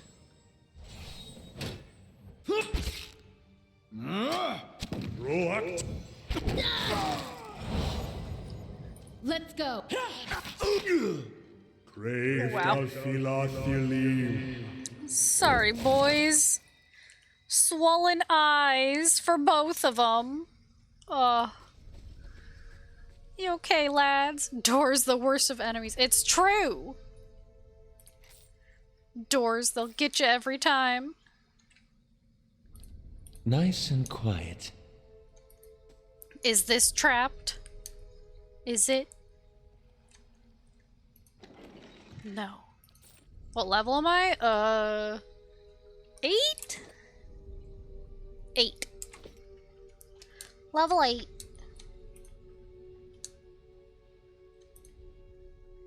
Oh god, not again. Let's go. Time to kill more cultists. Don't get trapped in the doorway.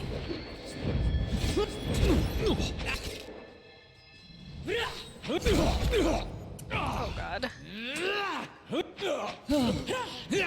That's it. He's just running back and forth. God. Love it. Love it. Okay. Hello. Kana. Hello? Kana! I know it doesn't actually affect anything, but I think it's hilarious. Ooh. List of names. This creased sheet of paper contains a list of names. Some have been crossed off. Eat it. Leaves window open at night. Small house on the edge of Kindle Vale.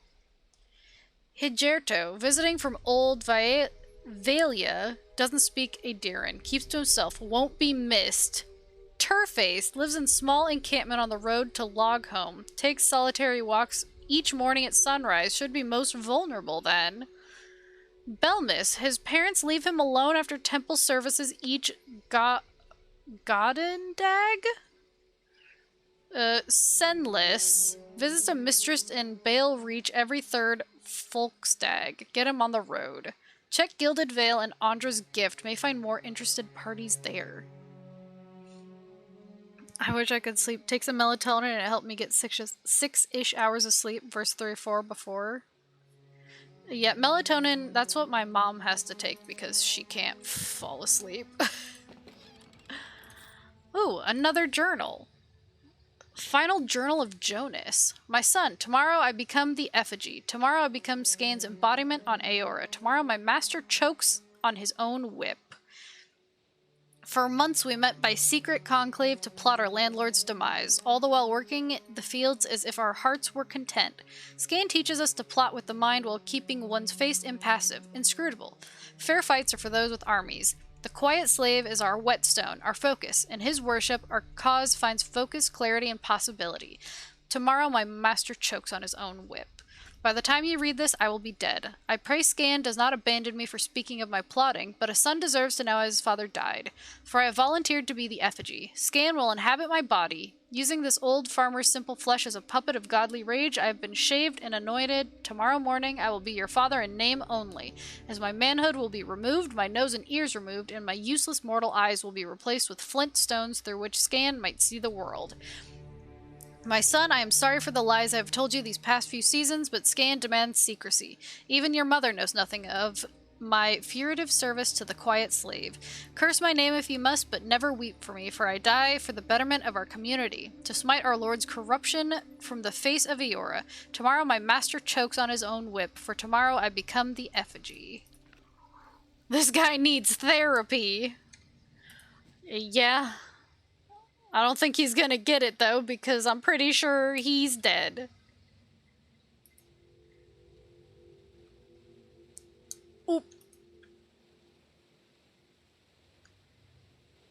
The torture rack is splattered in blood and gouged by fingernails.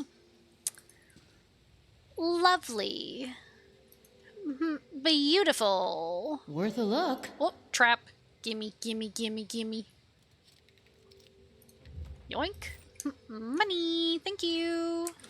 How big is this place? It's so large. Hello? Where is this going? I feel like there's so much to explore.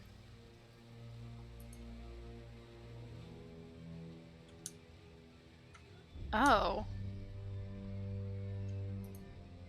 What is this? 2 posts stand firmly in the stonework with broken ropes falling into the dark chasm of a large cavern. On the other side, there's a slight opening of where a bridge may have led. The darkness below continues as far as you can see. Broken stone pillars, remnants of the missing bridge, rise from the abyss. Across the gap, you see the mouth of a tunnel. Wooden beams protrude from the stones on either side of the chasm. Despite their age, they look sturdy enough to hold a grappling hook and rope. I don't have a grappling hook or a rope. I really need to buy one. Whoop. I'll stay out of sight. Let's go. Beyond seek. That's charming. Is that what you said, Alon? Yep. Let's go. Sure is.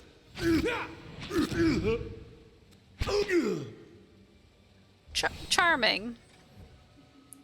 Charmed, I'm sure.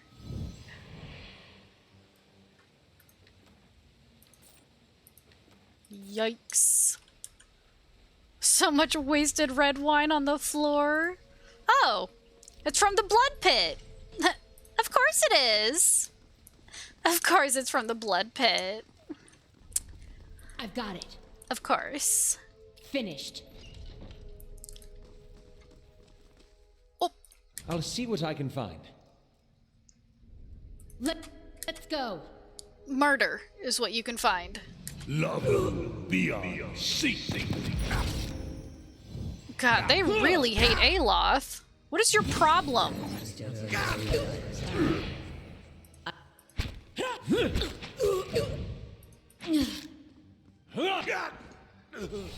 I mean, God, what is their problem with Aloth? Just because he's a pretty boy? I'll see what I can find. Pretty boy.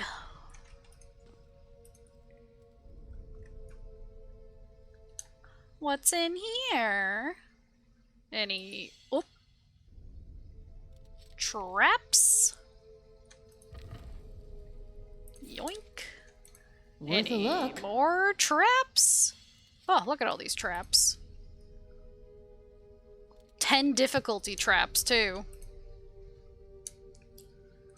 I'm so glad that my mechanics is 10.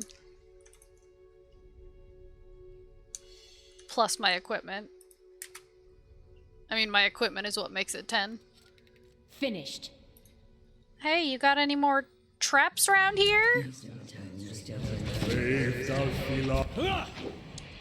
If you do it again.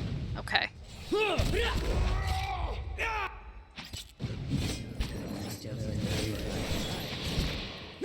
That's it! Bereth! Roac 10. Frailthus.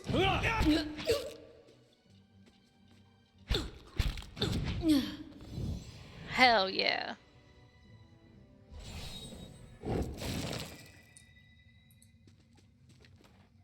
Yoink. Drugs? Yup, drugs. Oh my god, and she was on drugs? Nice and slow. No way. A cultist? Doing drugs? They have Svef! They have Svef. That's everybody's favorite drug. Okay, there's still more over here that I haven't seen. So let's go over here, and then we'll go back around. But geez, there's a lot. This place is huge. Huge! Imagine carving this out. Okay. Oh! Of course. Their headgear just makes me think of, like, a clown. I'm not a fan.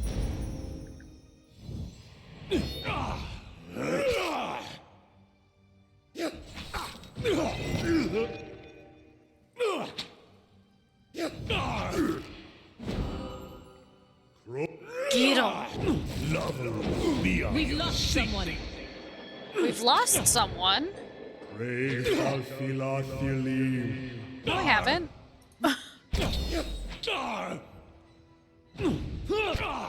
God, she scared me.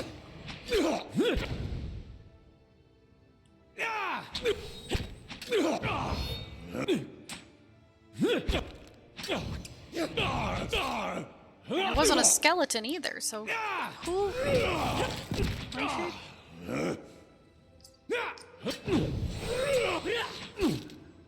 God, this guy won't die.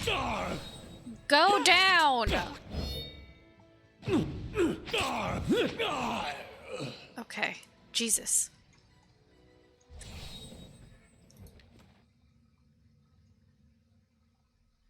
More cultist robes.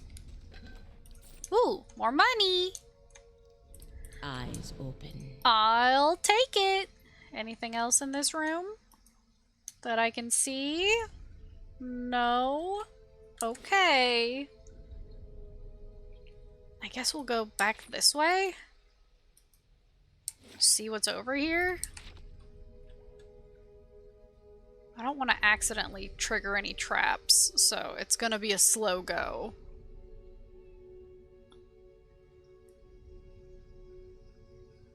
I know I disarmed traps, but you never know. So labyrinthian? Yeah.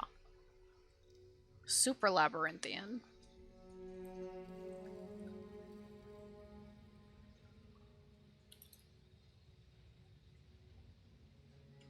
But hey, at least I have a kitty. Oh, there's something I could... Excuse me, sir. Ooh. Camping supplies, eh? That's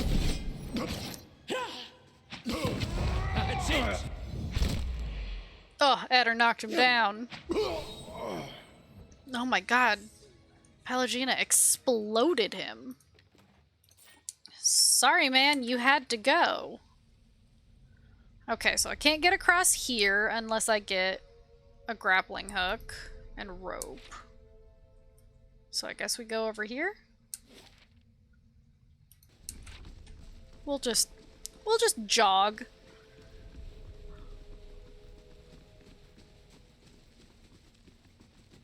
And then sneak once we get over there. Sneak. Slowly now. Sneak. Hello? Hello? Is this rug a trap? No? It looks like it should be.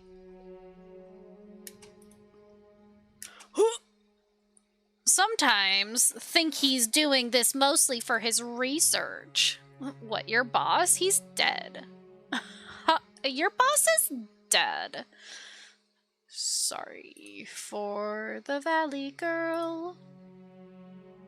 He can't see him, so he can't cast it? What kind of bullshit? Fine.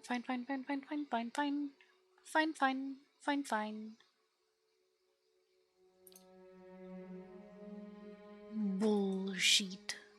How may I help? Kill the Mindbreaker.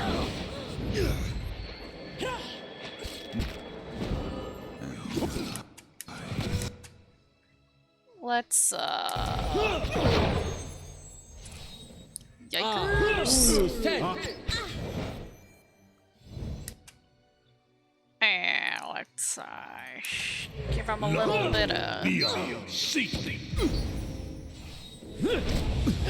Lava beyond seek.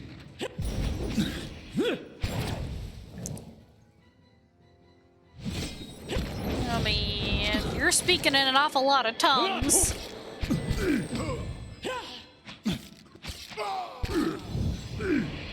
Jesus, what was that?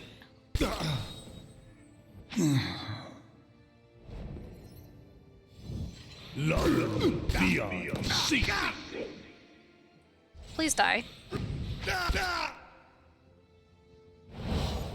Ooh, ah. Black bones of Bereth. He healed himself. Interesting. Yoink. Well. Keeping quiet. A man in bloody robes lies dead upon the table. A heavy crust of blood surrounds his mouth and eyes. Gross. There's a grappling hook in here! There's a grappling hook in here! Hell yeah. Right. Oh, wait.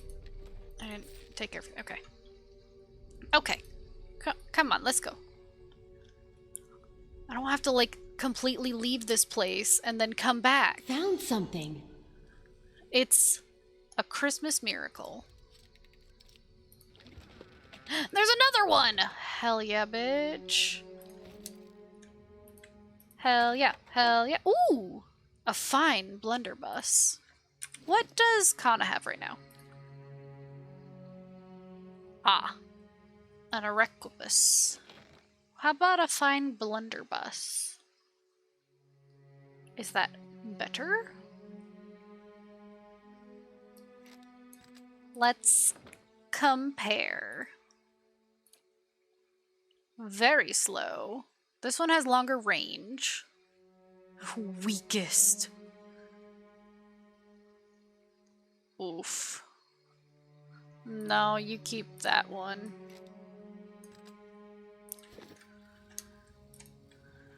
Alright, alright. What is this? Scanite Scripture. Nope, I'm not gonna read that. Nope, I'm not gonna read that. No, thank you.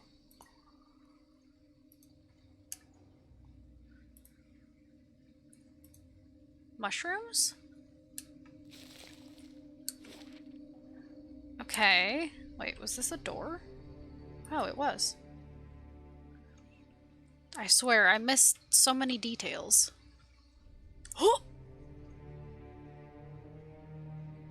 Well, alright, well, okay, alright, okay. Alright, it's fine.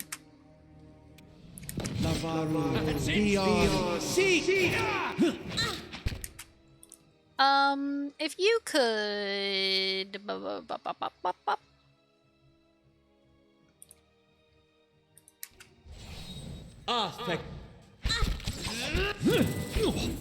Oof, Eder, you almost got webbed. That's it.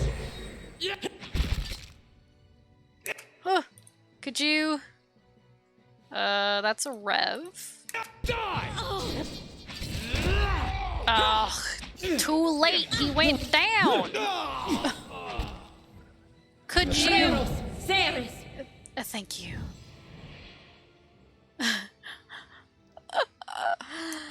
It was too late. Yoink. Shh. Not trapped? Another grappling hook. Man. They're really being generous with these grappling hooks suddenly. That's a little suspicious. Ooh, money. They hid it in a drawer.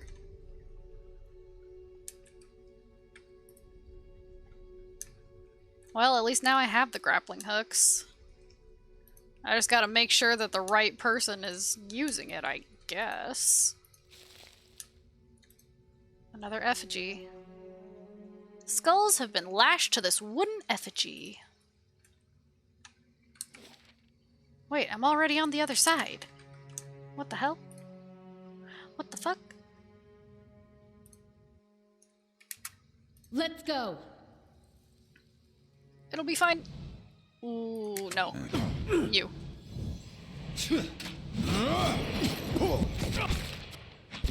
Get rid of the mind breaker. You leave their minds alone. Also, he's still low. Fuck. I don't think this is actually gonna help him.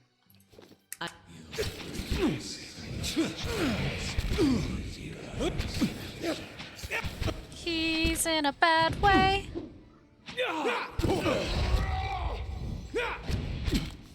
Don't worry, he's fine, he's fine, it's fine, we're fine. Oh, he has 36 health. Roac 10! Thank you, Kana. Thank you. Always punctual with the skeletons. Okay. Shh.